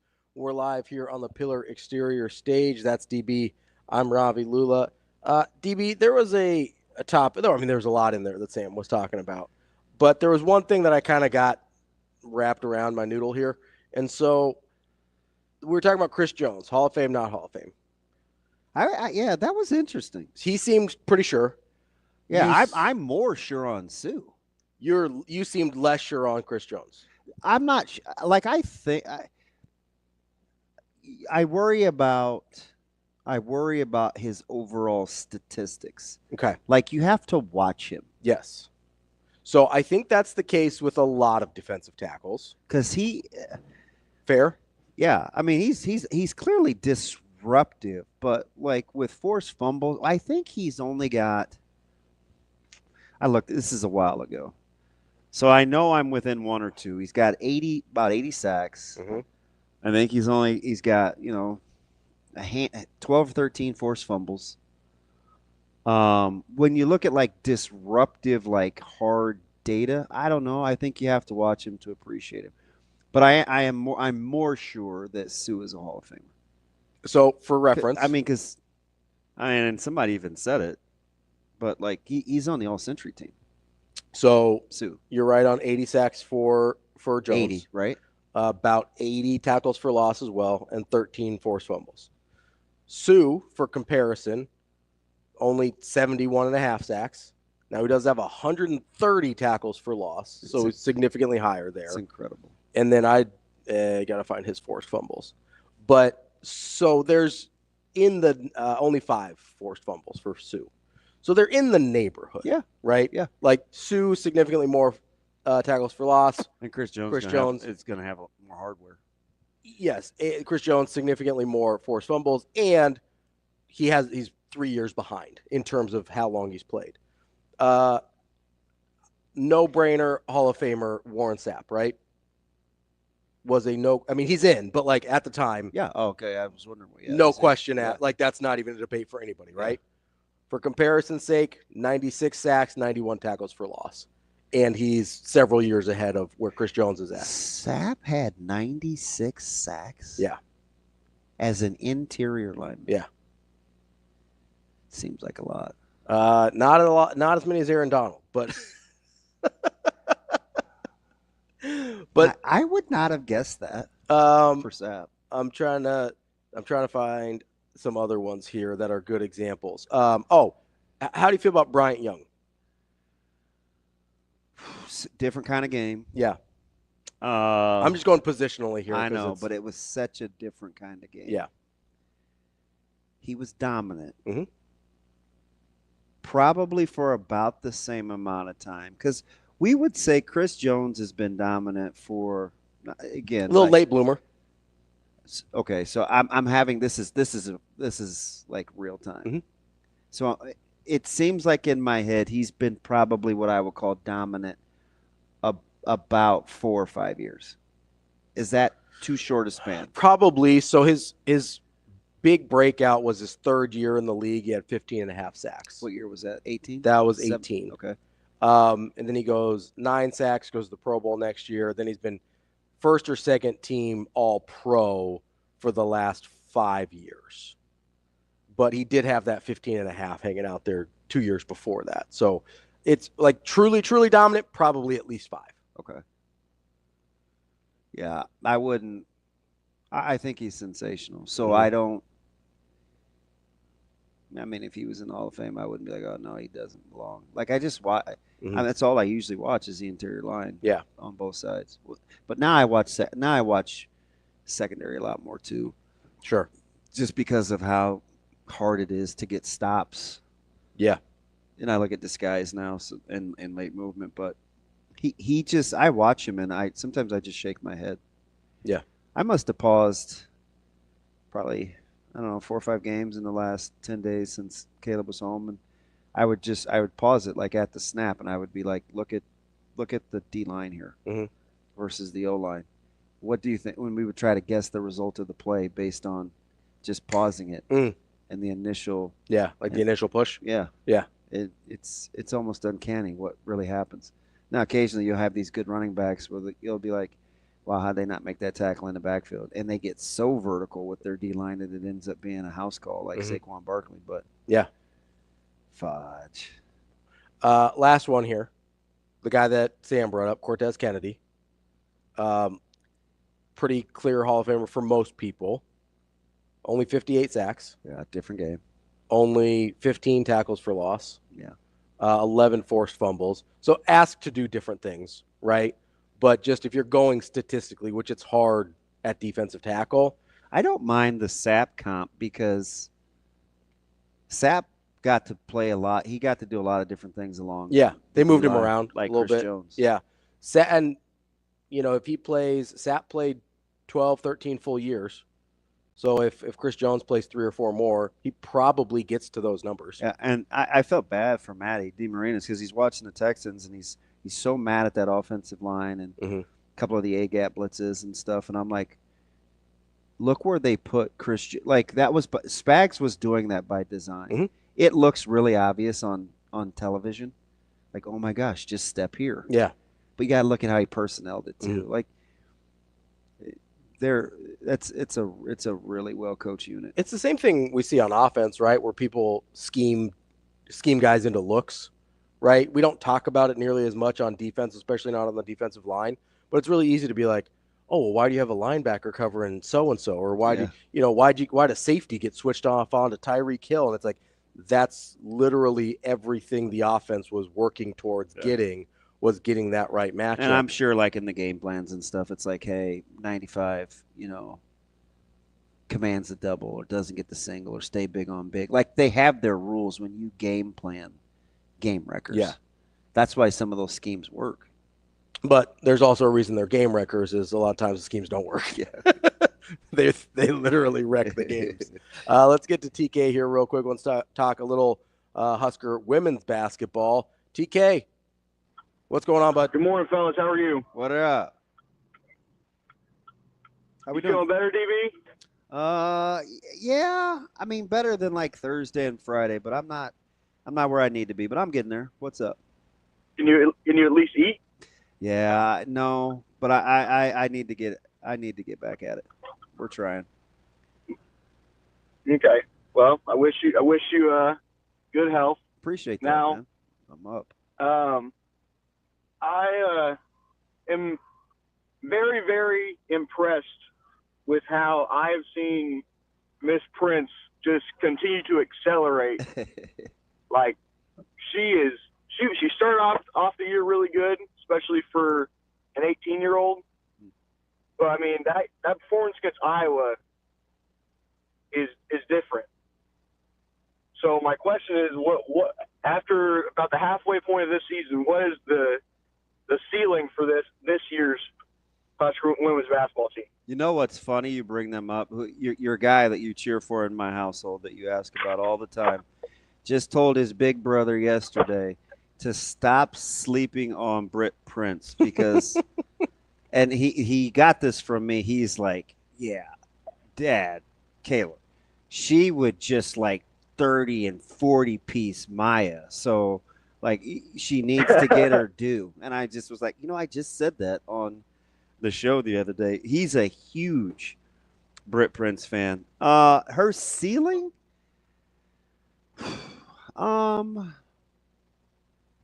Wait, did you ask her ceiling or this team's ceiling, TK?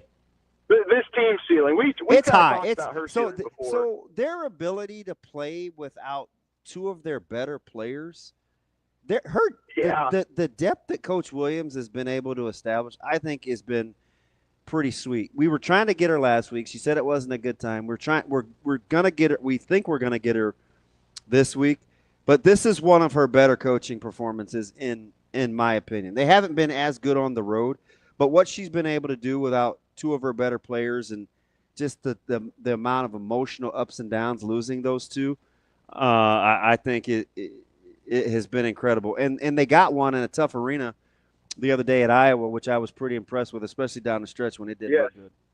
That was a heck of a win. Yes. Yeah, it was. Hey, and also Sam forgot Joe Thuney and Creed Humphrey in the Hall of Fame discussion.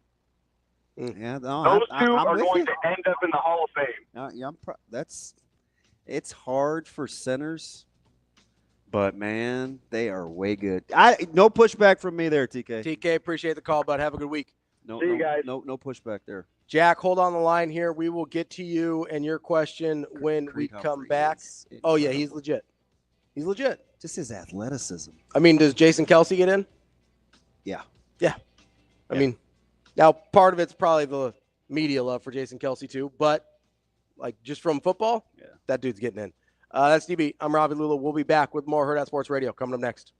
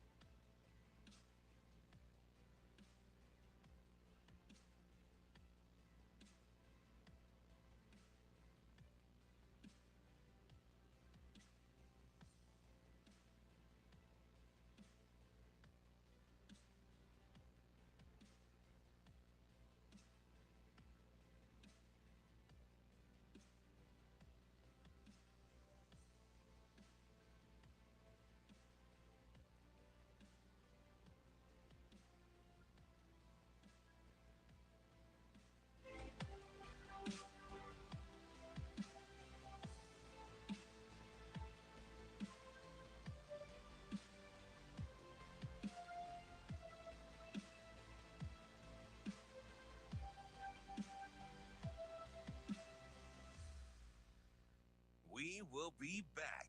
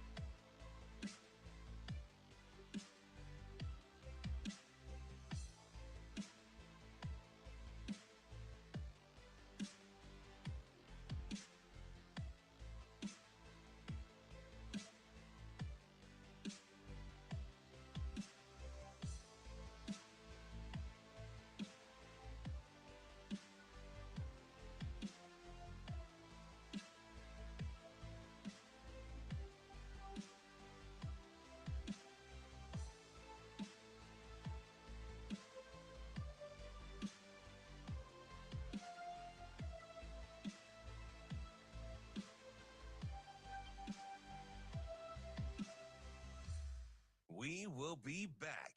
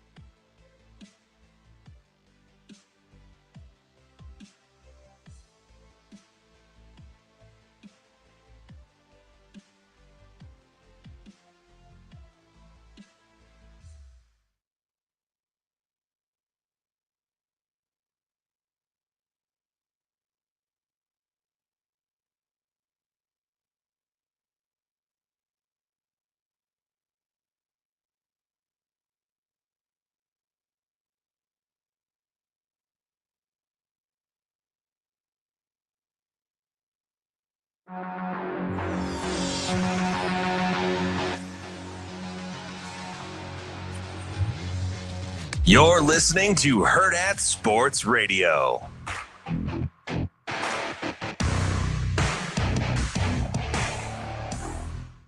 Wrapping up hour number 2 here on Hurrdat Sports Radio, AM 590, ESPN Omaha, ESPN Tri-Cities. That's DB. I'm Ravi Lulla here from Hurrdat Sports Bar and Grill, and brought to you by our friends over at Centris Federal Credit Union. Make sure you check out centrisfcu.org to see all the things they have to offer. No matter where you're at on your financial journey, whether you just need a checking and savings account, whether you're looking for a mortgage, a car loan, whatever financial needs you have, Centris has the experts to help you out. They're federally insured by NCUA and an equal housing lender. It's centrisfcu.org. DB. What up? Before we get into it, let's get to Jack here. Okay. Wants to talk about getting to the 105. I'm hoping this is our friend from Tennessee. Jack, what's up, buddy? Boys, it is There 3 he degrees is. here this morning. How many degrees? 3 degrees here this morning. 3? Oof. In northern Tennessee. Yeah, high's supposed to be like 12 today. Be cold all week. That's incredible. Wow. Wow. I could have stayed in Nebraska and done this. I was going to say, But, You didn't ditch all your cold weather stuff, did you? No, I still got it. Believe me, I believe a lot of it's still packed away, but I got it. So does that but city? one thing Is it about- just one stop thing about- moving? Is it what now? Did the city just stop moving? No. Now last week it was funny. They had we had about 4 inches of snow, and it melted in like 2 days, and they didn't have school for a week. So I was not kidding you. Didn't have school for a whole solid week. Oh boy! But and the roads were fine. But anyway, but I don't have any of them left either, so it doesn't matter. But here's my question for you. Yeah. All right. If we have to go to a hard 105. Yeah. We've got 31 or 2 defensive backs. Yep. How many will they actually carry at a 105? Well, they'll probably lose about 7 or 8 after You spring. think they'll carry that many? Which would be 21 or 2, 3? 7 or 8 is safe. Yeah. There's a couple guys I think that were currently on the roster that probably know they're not going to be there, and I think Nebraska knows that they're not going to be there. But I mean, we'll freak out probably like as a fan base, but I think there's just you kind of get a feel for who's in and who's out. And I think that's not a room. They already lost HDK. He's not coming anymore. The Gilchrist kid. Right. And stuff like that will happen. It will literally be like, hey, let's see what we have. If not, no harm, no foul. That's probably not the room that I worry about sorting itself out. I think wide receiver is going to be interesting. Yeah, I do too. Because it's going to be. I wonder about offensive line. Offensive line will be interesting. 23 or 4, and how many will they actually carry? At the 105, will they carry 12 or 14? Man, I think you got to have minimum 18, don't you? I'll say I think they carry 20. I think you have to have minimum of 18. I bet they carry 20. You know what's interesting though, Jack, as we kind of watch this unfold for this first year with 105, like I asked Vers about this on Friday. By position group, will you have numbers? Right, where you like, we need X amount in this room, we need X amount in this room, we need X amount in this room, like you would, like on a travel roster for like the NFL. I don't know. It's going to be really interesting. I think this is going to be a very, very interesting spring. Probably as interesting as we've had in a long time. If you're just looking at how intense the competition is going to be around there, and especially without a quarterback battle. It's not going to be that kumbaya all whole hands. It's going to be competition this spring. Yeah. It's going to be last man standing kind of a thing. It's going to be interesting. Absolutely. Well, listen, you guys have a great rest of your day, and listen to the show, and thanks a lot. Hey, stay warm. Appreciate you, Jack. He brings up an interesting point there about the hole in the hands and kumbaya, right? Because I would say that on your guys' teams, that was a highly competitive atmosphere, right? Very much so. But you guys were also pretty cool. Yeah. With one another. Oh, yeah. How does that balance work? Is it just the makeup of the personalities in the room? It's hard. Because it is really hard to be like, hey, I want to take your job and take all your things, and now you add the money involved, right? It's easy for me to. It's not going to be accurate. Okay. I mean, I appreciate you asking because it was highly competitive, but there's two things that weren't involved. Mm-hmm. Number one, we were winning. Sure. So losing wasn't a part of the environment, and there wasn't the money either. Yeah, the NIL makes it way different. So, like that's I'm not qualified. I'm not qualified. Yeah. But I will say, from a competitive standpoint, it's very hard for Book and Barron and Ralph and Book and guys like that, or Mike Minner, Mike Brown, or Jay Foreman and John Hess, or Jason Wilson, Jason Peter. It's hard. It's not. Shoot, Dante Jones, Dwayne Harris, or Jared Thomas and Grant Wish. It's not hard for guys. It's not easy for guys like that to get along. Yeah. It's not.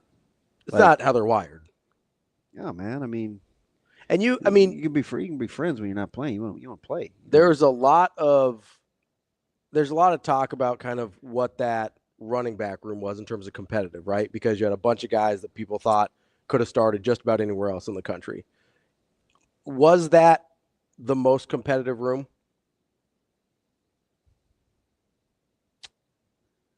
I think the only other one, well, there were probably two. The linebacking room was very competitive. Right? I mean, look how long it took a guy like Jamel Williams to break through. Yeah. I mean, Jamel's really good. Yeah. And the secondary. But as far as like, crazy competitive, I would say the running backs. Yeah, I mean, it gets a lot of run because of who was in the room, right? But it's really hard to look at that and be like, okay, but I know from you telling me that most of you guys were cool. Yeah. Like 100%. That dynamic to me is really strange. It's it's really hard to achieve. Yeah, I can't really explain it. It just was now, there were a couple guys that were on the outside looking in. Sure. There were guys we should have probably treated better. Yeah. Then we probably should have treated Brian Knuckles better. Probably should have treated, Amon better early. When he was young. Yeah. Yeah. Probably should have treated D'Angelo better. Is that just like you haven't earned it yet with the young guys? I mean, each case is kind of different, but sometimes when you want guys to be about what you're about if you've been through it. And so you automatically assume like that they're not. No, that if they should know. If this is good enough for me, it should certainly be good enough for you. Yeah. Right. So we that linebacking core I bet was kind of miserable. I mean, hard to tell Doug Coleman he shouldn't have been playing. Sure. Yeah. You know what I mean? So it's like there were some really I mean Foreman was pissed. Sure. Like yeah, sure. There were some tough days. Yeah. With guys from a competitive standpoint where it's like, really? You think Jason Peter wanted the red shirt? Sure. Yeah. He didn't. So you add in money and then a losing culture. It's that much harder. And it's harder. Because if you're winning, you can at least say, like, well, it's working. I'm part of something that's greater than me. Well, that and the coaches can be like, well, we're winning. What would you want us to do? Yeah. Whereas if you're losing, it'd be like, hey, I'm better than that guy. Right. I can help us win. That's what happens. Right. Like that's really hard. Yeah. When you're losing, to trust what's happening in front of you. Yeah. If you're not getting your run. Whereas if, because not to like make this about you necessarily, but like what'd you average? Like 6 yards a carry for your career? Yeah. Basically? Yeah. Like that's a ridiculous number. Yeah. That's a stupid number. Yeah. And it'd be really easy if you guys aren't winning to be like, I'm averaging 6 yards a carry. Put me on the field, dummy. Yeah. You know what I mean? Yeah. And maybe you felt a little bit that way anyway, but when you're winning, it's really hard to argue with the process. Yeah. And you're like, what? Because what's your argument there? It's like, well, if I was playing, we'd be winning by slightly more.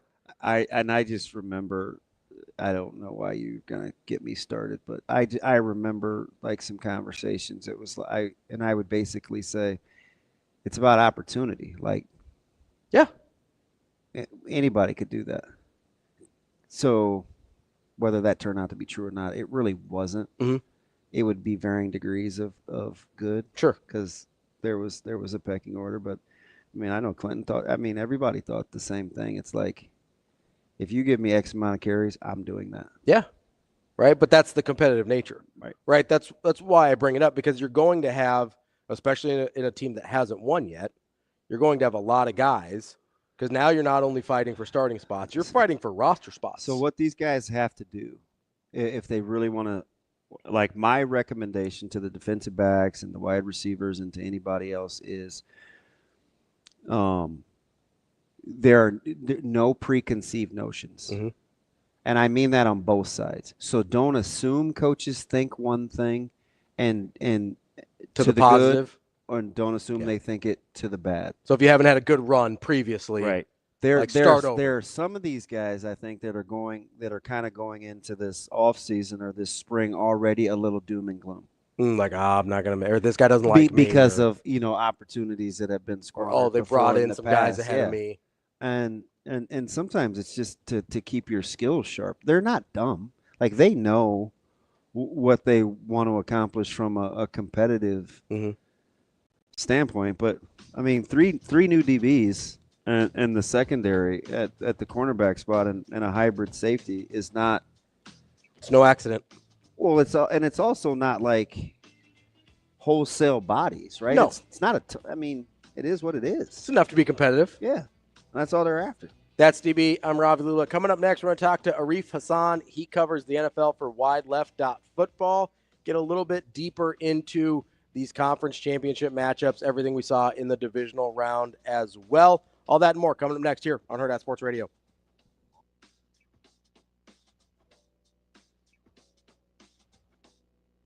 We will be back.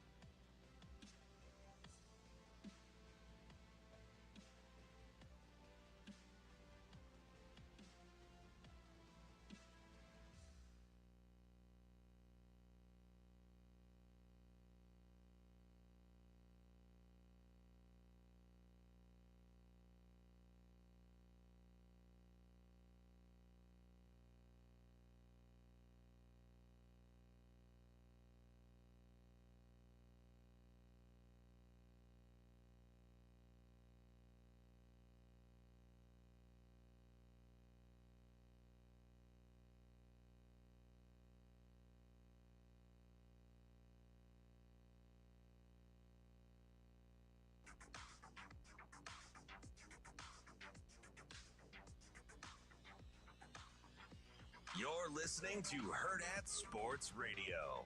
Hurts in the gun. Hurts gives off to Barkley. He's got a first down and more. 50, 40, 30, 20, 10, 5. Touchdown! Saquon Barkley!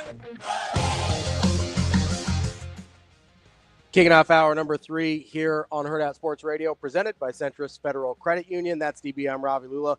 We're joined now by Arif Hasan. He covers the NFL for WideLeft.football. Arif, how you doing this morning? I'm good, man. How are you? We are good. Since we love having you on, we thought like we would lob you a softball right out of the gates. We've been having this conversation. I was trying to console.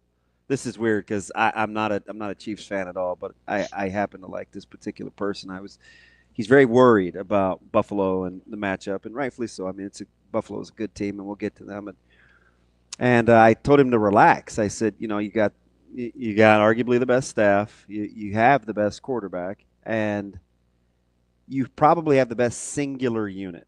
And I said the Kansas City Chiefs defense, the best singular unit left playing in the playoffs. And I thought about it. He's like, you think? And I go, yeah, I situationally, Spags, like I think so. If I asked you, offense, defense, special teams, the best singular unit left playing for you, who is it? Man, actually, the Chiefs defense is a really good one because, Detroit's gone, so you can't pick their offense. Baltimore's gone, so you can't pick their offense or the post-Kyle Hamilton defense. The fact that the Chiefs have Jalen Watson back, I think really speaks to they're a completely different unit when they've got both Jalen Watson and Trent McDuffie in their secondary. So I think actually you're making a really good argument. The Eagles are better defensively. I still think the Chiefs overall defensively are better. Yeah, no. I agree. I think that's actually because a lot of the statistics that we're using to evaluate these offenses and defenses maybe don't take into account the context of, which players are back and which are not.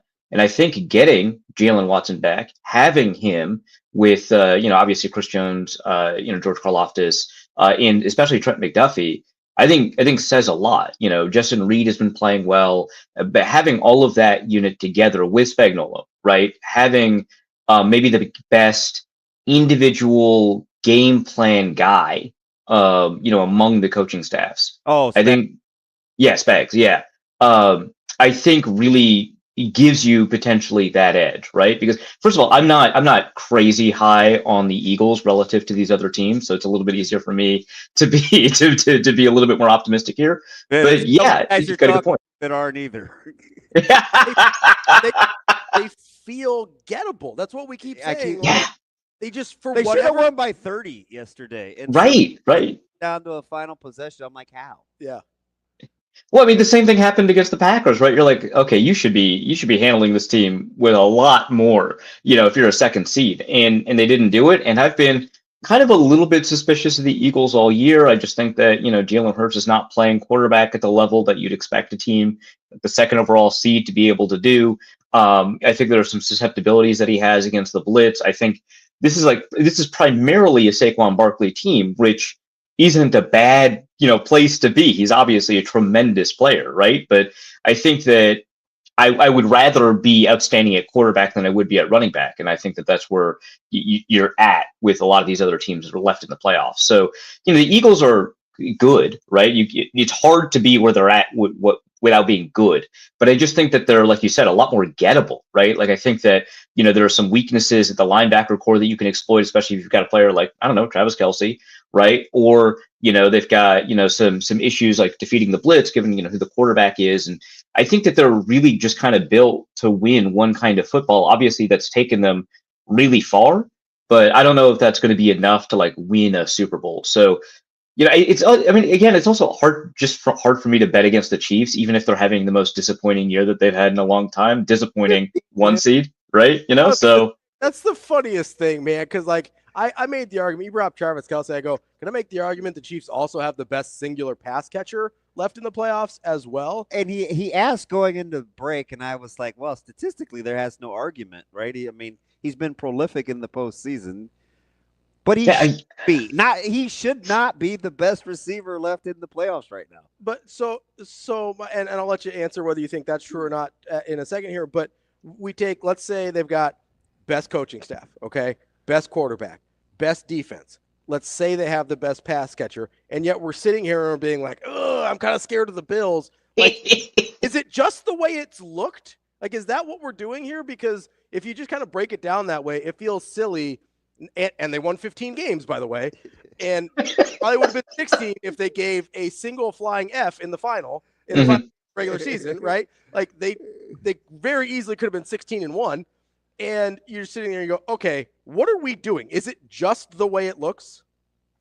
I mean, I think that's a lot of it. I think I think it's fair for us to say, hey, you know, are you winning by enough for us to think that you can be dominant against really good teams? Now, obviously, they also beat some really good teams along the way, so you have to kind of give them credit for that. I think it's fair to talk about it like that, but at the same time, kind of acknowledge that, you know, you're going to be winning some games somehow, some way.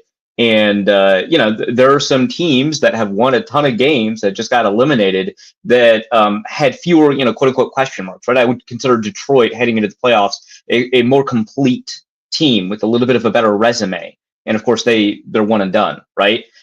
So I think it's fair to take a look at this Chiefs team and say, I don't know if they've got like the juice of, you know, some of these other Chiefs teams or even, you know, the Buffalo Bills. But I think when you break it down, like, hey, you know, maybe Patrick Mahomes wasn't an MVP candidate this year, right? But I think, you know, if you're going to just pick a game at random, right, and ask which quarterback you want to have, you're always picking Patrick Mahomes. I think, you know, even though, you know, Josh Allen had this MVP season, which I don't want to discount, he's an outstanding player.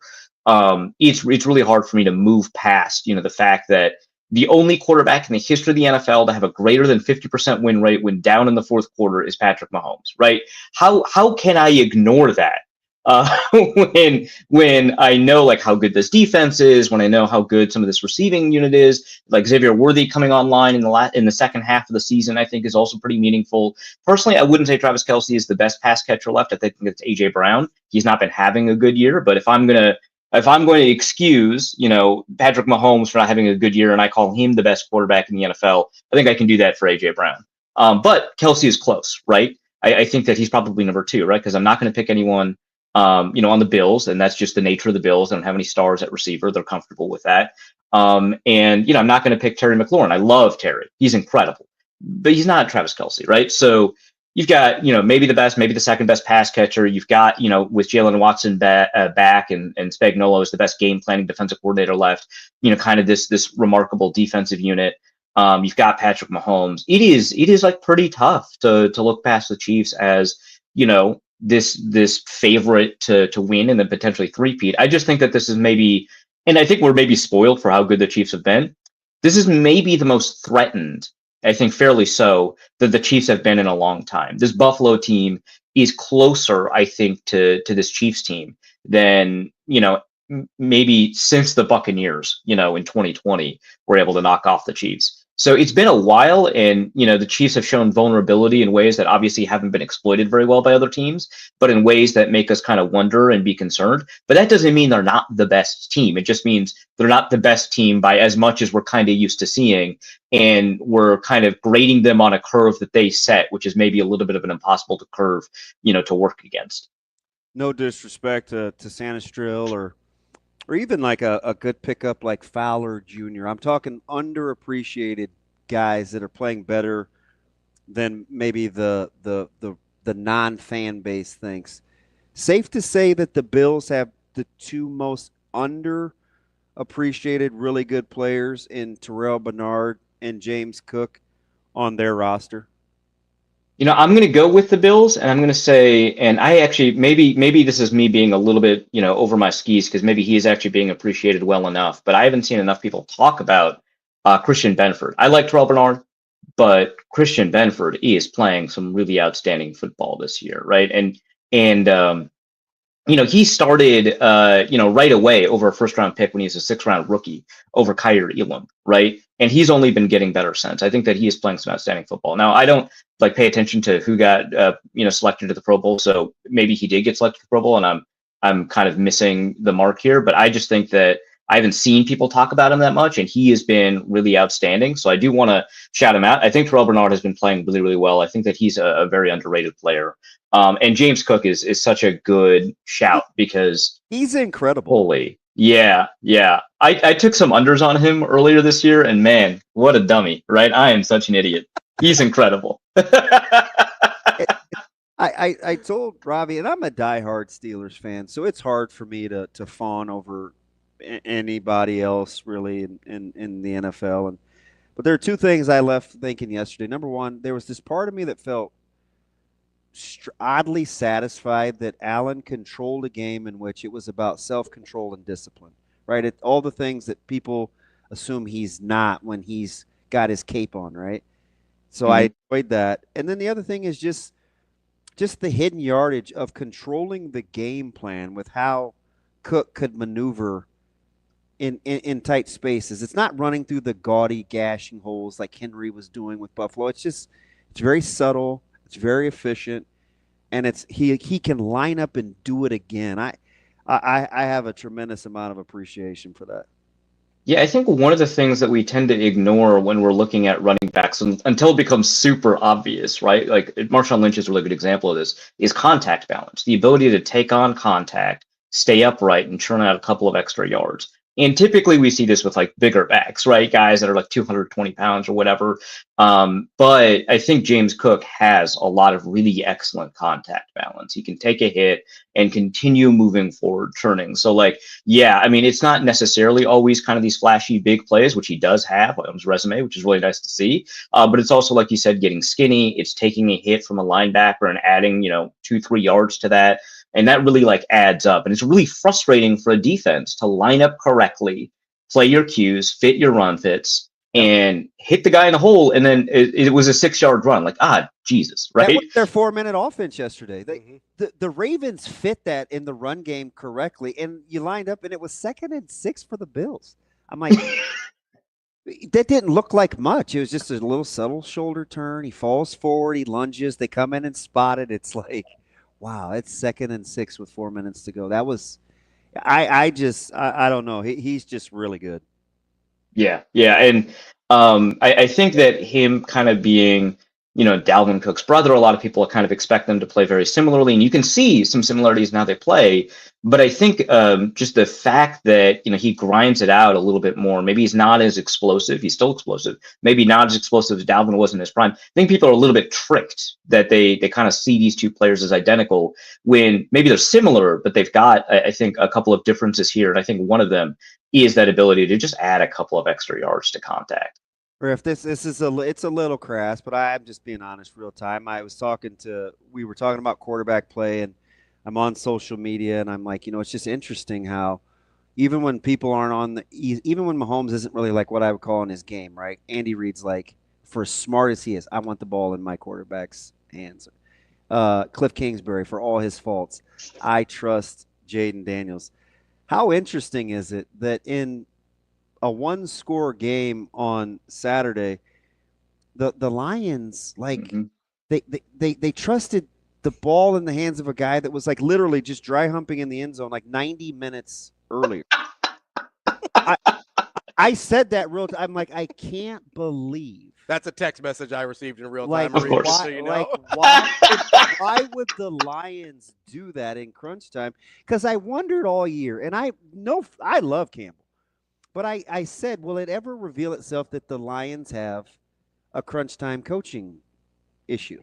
And it never really manifested itself. Did you think they panicked on Saturday, or did you think, you know what, they're not going to get stops, so they had to slug it out without a quarterback that they felt like was playing well? I don't think they panicked. I think they don't really adapt their coaching style. When I understand why, but they don't really adapt their coaching style to kind of the situation at hand. I think that they're always kind of primed to try and hit big punches. And sometimes you're ahead. You don't need to do that. I had a friend who tweeted out, hey, if I'm coaching, sorry, Jameson Williams isn't throwing the ball with the season on the line. Zero chance. One of the dumbest calls I've ever seen, right? And the thing is, his dad retweeted that. Jameson Williams' dad retweeted that tweet. Yeah. I think that tells me everything I need to know. We kind of know his. I cheer for him because of his because of his struggles, right? But like they like, I don't know, man. It just seemed like they'll be kicking themselves over that, obviously. But man. Yeah, and they'll say the same thing they did last year when they were aggressive on the fourth down against the 49ers, which again I'm in support of. I think they should have been, but like they'll probably say the same thing. It's like, well, we coach the same way that got us there, right? We love trick plays, we love being aggressive, and I get it, but like sometimes you do have to modulate your coaching. And again, this is one reason why I like Spagnuolo so much. You have to modulate your coaching to the opponent and situation that you're in. I would never put my season on the line of almost any receiver throwing the ball, much less, somebody who I don't think like I've ever seen before, right? Like I have like a remarkable play in that regard. So yeah, I mean, they're like, we're going to throw it to Dan Skipper or Penei Sewell or whoever, right? Like I know that's like the DNA of the team, but like sometimes you just got to be like, hey, we have Jahmyr Gibbs, and we got David Montgomery back, and Jared Goff is having an outstanding season. Why don't we trust that fact? And I just feel like, they kind of get out ahead of themselves because they love this kind of like big play stuff a little bit too much. Where did I go wrong on Friday? I had a little, again, take this with a grain of salt. This is a guy you're actually having intellectual conversations with that said, I think Goff has the most margin for error in terms of going. Yeah, I said it. Yeah. Going into this weekend because of his offensive line and Ben Johnson and kind of the collection around him. How did that get so out of whack so quickly? Was it just the fact that they got points off the turnovers, or like I couldn't have been more wrong? But it seemed I don't know how wrong you were. I think he just kind of explored the limits of your statement. I think he had enough error there to kind of like figure out where exactly that was. I thought Goff was 1 and Hurts was 2.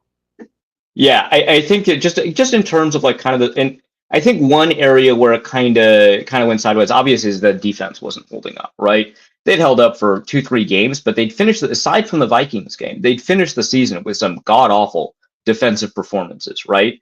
And I think that's like something that like when we're talking about supporting cast, it's like, do you have to score 40 to keep up? Because I love the way Goff has played this year, but I don't think that he can consistently always on demand score 40. He's had games where he's thrown 4 picks or 5 picks. In this game, he throws 1, Jameson throws another, and he's got a fumble, right? Like you can have a lot of margin for error, but it's hard to have a 4 turnover margin for error, right? Like I think, he kind of figured out exactly how much error he can get away with, and it's not 4 turnovers in the divisional round of the playoffs, right? Plus another one from his teammate. So I don't necessarily think that you were completely wrong. I do think that maybe you should have been a little bit more terrified of the problems that defense can cause. But I get where that came from, especially when you get David Montgomery back. Like, goodness. They probably should have given I know how excellent Jahmyr Gibbs was playing, so I understand why they gave Gibbs the ball all the time. But you probably should have given David Montgomery a couple of those opportunities that you gave Goff, because I think that you would have been in a really outstanding spot and not, given up that 14-point, lead entering like the bottom of the fourth.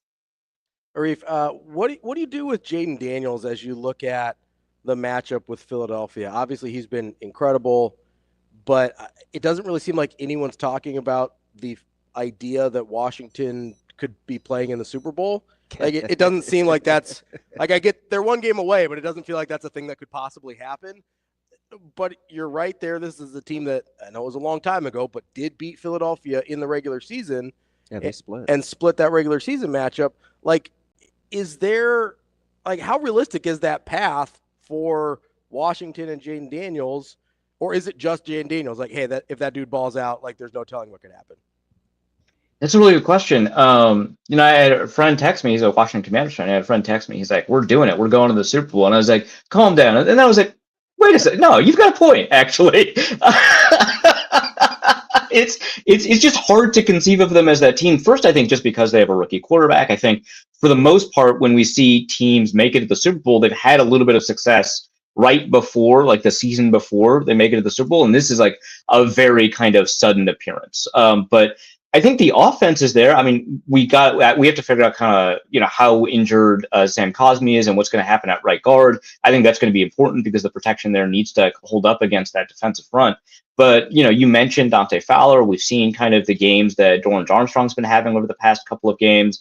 We know how good Jonathan Allen can be. And Frankie Louvu's been having a frankly outstanding season, right? He had a couple of mistakes in this last game, but he's good, right? And they know how to use him. Luvu is the kind of guy that I think is not a very good linebacker if you don't know how to use him, and an incredible linebacker if you do know how to use him. And he's a really good blitzer. He's really good downhill. And I think that they know how to use him. And so you've got this kind of setup where you've got, Marshawn Lattimore playing all right. You've got Jeremy Chin playing really well. Sanderson, we've already mentioned. You've got a defense that is, I would say, good enough against most teams to kind of keep you competitive. And then you've got Jaden Daniels throwing to Terry McLaurin. And man, I've been talking about Terry McLaurin like he's one of the most underrated receivers in the league. Finally gets a quarterback, and I feel extremely smart for having said that, given the year that he's had. And they could just go off for points at any time, right? Them and Zach Ertz, and then maybe you'll get a big play from Jahmy Brown, right? So yeah, it's there. They've got that opportunity. I'm not taking them against the Chiefs, right? But they've got that opportunity. They're one game away. We should talk about them like they're a serious Super Bowl contender because they're clearly much more serious than a lot of the guys that we thought were actually serious Super Bowl contenders even 3 games ago. Yeah, Dorrance Armstrong Jr. is a guy I'd put in that Terrell Bernard category, pretty underappreciated, like for what he does in that defense. Let me ask you this, speaking of Jaden Daniels, because this was anecdotally off the top of my head last night. We were having this conversation about, is this really possible for the Commanders in Philly? And I said, let's not forget Jaden, and this was real time. I said, Jaden Daniels, this rookie season is, I can only think of a handful. This was without a ton of research, but I'm old, so I immediately thought Marino. Mm-hmm. As a Commander, then Redskin, I thought RG3. Mm-hmm. I knew Russ in 12 because that was on the heels of them beating, coming out of the Big Ten. Well, it's a long story. I won't get into that. Wisconsin.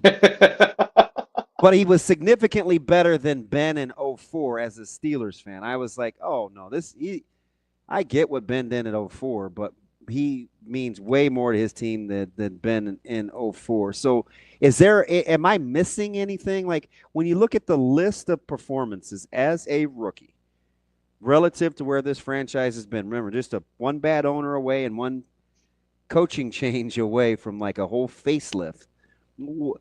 What is Daniel's impact as a rookie in his performance for you? I think putting him up there, I wouldn't put him up there with that Marino rookie performance. That is I can't. Even one of the best. Get to the Super Bowl.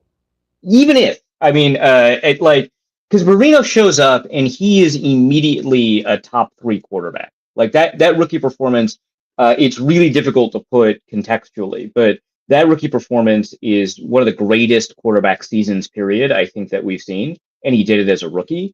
And Jaden Daniels, again, I don't want to take anything away from him. Just saying he didn't have one of the greatest seasons ever isn't taking much away from him. But I think it's kind of up there. I think it's better than Stroud's season, right, which was a really, really good rookie season, right?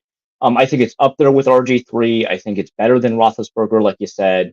That Russell Wilson season was really outstanding. I'd say it's probably better than that Russell Wilson season. But man, it is tough. I'm trying to think. Herbert's rookie season was really good. Matt Ryan's rookie season, I think, was pretty underrated, actually, if we want to talk about that.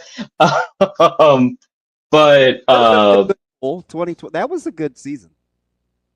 Yeah. There's a bunch of these. Like, yeah, that Herbert season's really good. I would say that when you combine, obviously the rushing impact and you include the passing impact, I'd say that, I'd probably take the RG3 season, and definitely the Marino season, but there's not a lot of other rookie seasons that I would take above that. I would take this above the Stroud season. I think I take this above the Herbert season, above the Deshaun Watson season. It's another one to put out there, above the Matt Ryan season. But man, that's tough. Also, speaking of former Washington players, Mark Rippon had a really good rookie season too. So so yeah, but I think this is up there as one of the top 5 rookie quarterback seasons that we've seen. That's Arif Hasan from WideLeft.football. Arif, we appreciate the time as always. Let's catch up again soon. Thanks, buddy. Yeah, thanks for having me. More Hurrdat Sports Radio coming up next.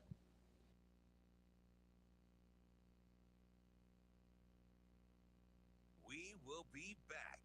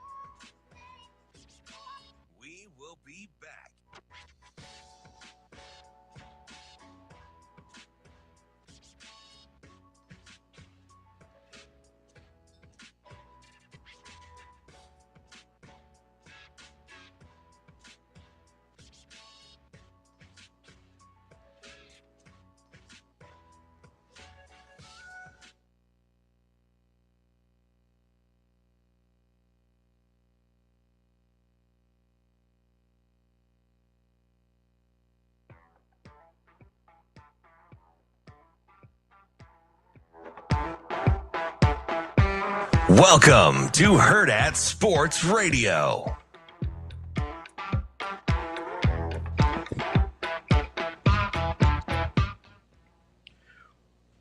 Welcome back, Hurrdat Sports Radio, AM 590, ESPN Omaha, ESPN Tri-Cities, KFOR in Lincoln. That's DB. I'm Ravi, Lulla here on the Pillar Exterior stage. It's time for Bet On It, brought to you by Warhorse Sportsbook, the best place in Nebraska to place your sports bets. Whether you're thinking maybe a little NFL action, maybe a little college football championship action, whatever you're thinking, Warhorse Sportsbook has you covered, whether it's at the casino in Lincoln or in Omaha. Make sure you get out there, warhorsecasino.com for more info. So we're having this conversation off air, spurred on by our friend Arif Hasan and his kind of ranking on the fly of rookie quarterbacks. And I'm not going to give him too hard of a time because totally impromptu question, doing this off the dome. And so was my statement on Twitter last night. Like I hadn't done it, just we hadn't done the deep dive, right? I hadn't done a deep dive. And off the dome, I thought he did a pretty good job representing the best rookie seasons of all time. I do know it is better than Ben's. Yes, I would say I was so. safe. I was safe in that. I think that's fair. The one that came up was Dan Marino in '83. That was my first thought. Which I think, and correct me if I'm wrong here, I think the perception of that season might be a little different than the reality of it. Yeah. So you want to know what my perception is? Yes, I do. My perception is number one, I wanted the Steelers to draft him, so I paid pretty close attention. Sure, Pitt guy. I know he played a handful of games, like 8 or 9, and he was like this phenom. Like everybody thought this dude was gonna be like the GOAT. So his impact in just a small sample size. How many games did he play? He played 11, started 9. Started Okay. 9 games. All right, not bad. Yeah, not bad. so you were on that one. Okay, Yeah. so my context for that wasn't necessarily his statistics. It was how you felt about it. It was how I think the league felt about Sure. him, given the time span in which he played. Which matters, and I don't have context for that. So, that's why I gave the Marino comp. Mm-hmm. I think that's and fair. I think it's fair. I do too. I think it's fair. It's different when it's not a whole season, right? Because you're kind of extrapolating, and obviously the success of the Commanders in year one postseason factors into that as well. But statistically, it doesn't blow your socks off. You talking about Marino's rookie year? Yeah. Okay. But it's a different era, though. The passing game wasn't like the passing game is now. I understand. I understand. I understand it's a different era. Stats. Okay, so give me the hard date, because remember, Shane, I'm saying mine had more to do with how we felt about his presence as a quarterback so early, which is totally fair relative to the league. And I think it's right on par. And here's where I'm comparing. I'm not even getting into the stats because I knew he didn't play a whole season. And here's what I'm comparing it to, kind of per game averages based on what he ended up doing. He is in, Dan. What Marino ended up doing, because then I can kind of take the era out of it, right? I see what Marino's capable of even the very next year, and I go, okay. That was the prolific year. Yeah, and I think people forget that 84 wasn't his rookie year because it was his first full season starting. But his rookie year, starts 9 games, played 11, 7-2 record, so very good. 58% completion, which is a lot more common back then, but he did have several seasons over 60%. Yeah. 2,200 yards passing, which was just right at 200 yards a game, and 20 touchdowns, 6 picks. Yeah, that's okay. I feel good. I feel good about that. That's pretty good. Yeah. Right? But, if I want to look at Jaden Daniels, and I get era specific, right? He's at 69% completion, 3,500 yards, 25 touchdowns, 9 picks. And his team's playing in the conference championship game. Like, if anything, I also think there's the retrospective of who Dan Marino became. Of, yes, we were right that he was a phenom in real time. I think that factors into how people remember Dan Marino's rookie year. Do you think that's interesting? Because on the reverse, I feel validated, but anyway. On the reverse, I feel like we forget how good RG3 was because of how his career played out. So that's the first one I thought of. Yes, but you're also a football junkie. Like, I think people forget, like more common fans forget how good RG3 was that year. Yeah. Because the rest of his career went the way it did. I think Dan Marino gets the opposite. They inflate what the rookie year was because of who he turned out to be. And that's not to say he still wasn't great, right? It's just in context, it feels more dramatic than Do you think we think Jaden Daniels is better than he really is? No. I think what we've seen is an accurate represent. If anything, I would have thought his numbers were a little better. Well, so what I was going to say is, he's 25-9. And he threw for 3,500 yards. Mm-hmm. That's not like in this era. That's not crazy. That's not crazy, right? But then you watch him the last two games, and you're like, he's a game changer again. And I wasn't trying to be a Richard head. I was just saying, like, Chiefs ride with Mahomes. Okay, fine. Mm-hmm. Let's say, that's easy, DB. He's the best, even though he's not prolific. The Bills trust Allen. He doesn't have to put the cape on. Mm-hmm. Right? The Lions went with Jameson. Trick play. They went trick play. Jameson Williams. Can I just throw this? The dude was dry humping 90 minutes before that interception. Can I just give you this context real quick on RG3? Back in the day. Go ahead. Jane Daniels actually had more rushing yards than RG3. So what did RG3 rush for? 815. Okay. Jane Daniels ended up with 890. That includes postseason, though, right? No, that's regular season. 17. It's an extra game. Okay. So 17 versus I think RG3 only played 15 because of the injury, right? Yeah. But I mean, he ended up with more yards. Like, so you have whatever you had about RG3, better passing numbers for Jane Daniels, plus more rushing yards, which is what we give RG3 all the extra credit for. Real quick, while we get to Brian, see what Russell Wilson rushed for in 2012. Did he go for 500 yards? 489. How'd you know what I was going to say? I didn't. I just have it up. Oh, I wondered if he rushed for 500. Not quite, but almost. Right, it was right there. But Russell Wilson, what did you do? Compared, let's do his stats, right? 26 touchdowns, 10 interceptions. I mean, it's basically the same. Exactly what Jane Daniels did, but 400 fewer rushing yards. How many yards did he throw for? We sleep on that rookie year. For Russell Wilson. Yeah, no, he was really good. Yeah. I got to grab the passing yards. I think the real question is how many games did he lose? When we lost them 4 games. That year, not a lot. You're an idiot. They did not lose a lot that year. Let's get to Brian. It was 3,100, by the way. Oh, comparable. Yeah, pretty close. B, what do you got for me, bud? Good morning. What's up, Brian? I'm all right. I'm gonna try to keep it on. I don't want people thinking I'm being mean. You know, when people saying I'm being too mean to people, treat me like Deion Sanders and tell me they disagree with me. But then later on, start asking questions later on in the week. Maybe they are that sad, or maybe people aren't as talented as I said they were earlier that week. But I digress. Ravi, okay. He watched you let me have it a couple weeks ago. He was cheering for you. Not he sat up there after I said what I said last week, and then he said he wasn't vibing with me. But then days later, he turned around and asked his question. So the same question that the UCLA coach had admitted to himself already. Sometimes it just takes adults longer to come to the conclusion because of the love in their heart and wanting to be nice. Screw that. Get to the point. There's only 24 hours in a day. Now, I'm just, with NFL, what I call the comment about mainly the NFC East, happy to see. I just want to remind people, even though I'm a Cowboy fan, I did pick I almost called them that name again. Said, NFC Commanders. East. I got to remind myself. Commanders. Yes. There you go. Commanders. I heard the hint of an R coming. Commanders. I always have to stop now. So, this go way back to, this is NFC fair I've had is going back when we had 5 teams when the NFL couldn't get their directions right and put teams that was in the South, Arizona Phoenix Cardinals in the NFC East and the New Orleans Saints in the NFC West. I never did get that.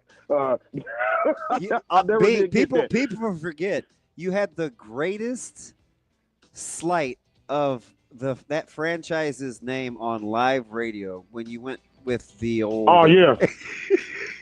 Yeah, I was going to ask if I'm banned from saying that still. I mean, it is in the Western Dictionary, and they do teach that in health in human resource, whatever, for the kids when they're learning their little what's that stuff, that little sex education stuff. We got to sign the paperwork as parents when they come home. But I just thought they would cover that in school. So I thought that was a word to use, but I won't say it again. We'll just say non-circumcised. That's and leave it at that.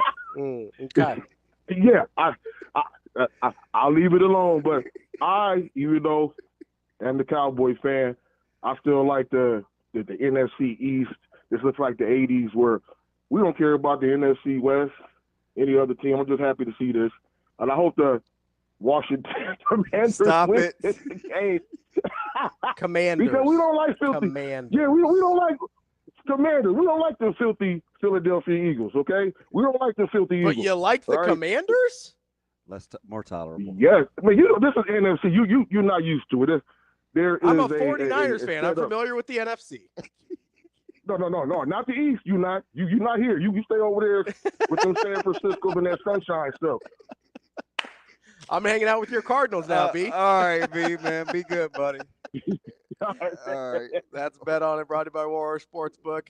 We'll be back with more Hurrdat Sports Radio. We will be back.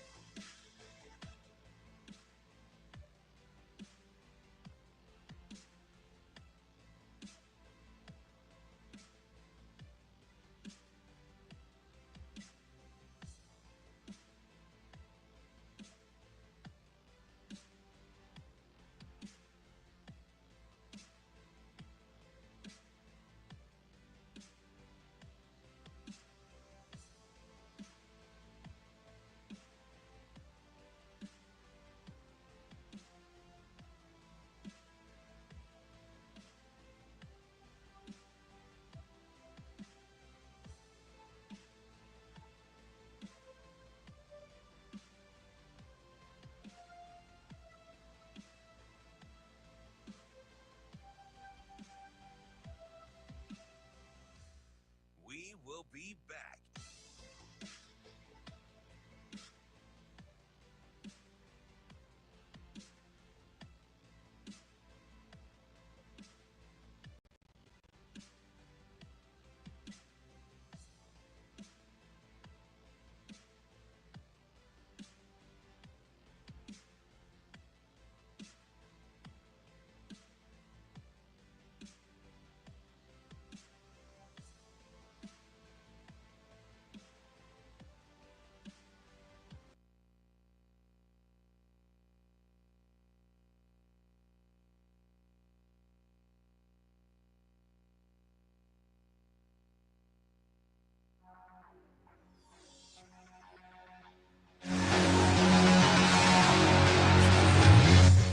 You're listening to Hurrdat Sports Radio.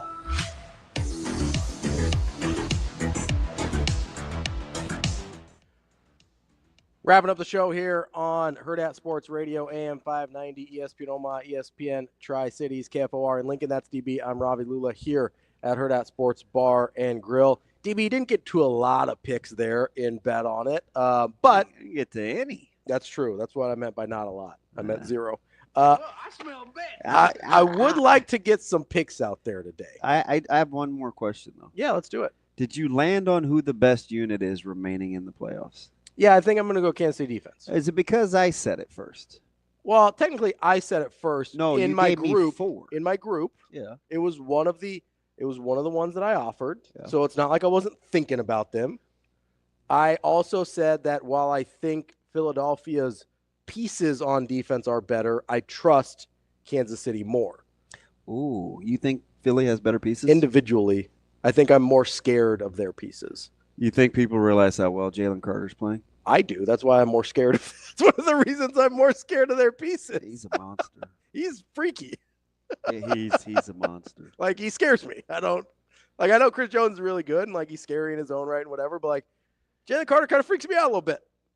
Man. That's not a guy I necessarily want to deal with. So you know what else is weird? What's that? Do you know how Josh and I were talking on social media that we thought that the Rams were actually going to catch a break with the weather?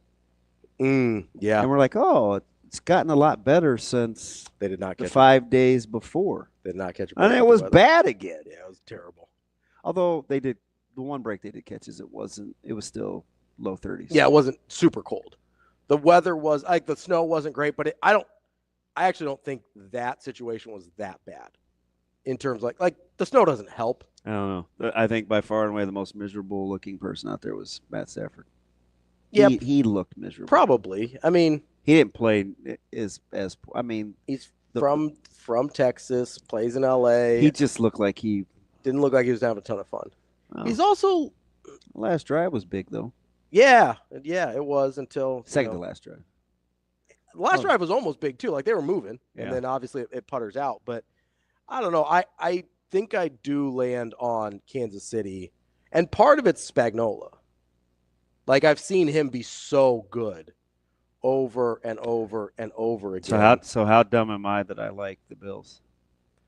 No, I get it though. That's why I asked Arif that question. Was you look at this, you're like best defense, best quarterback, best coach.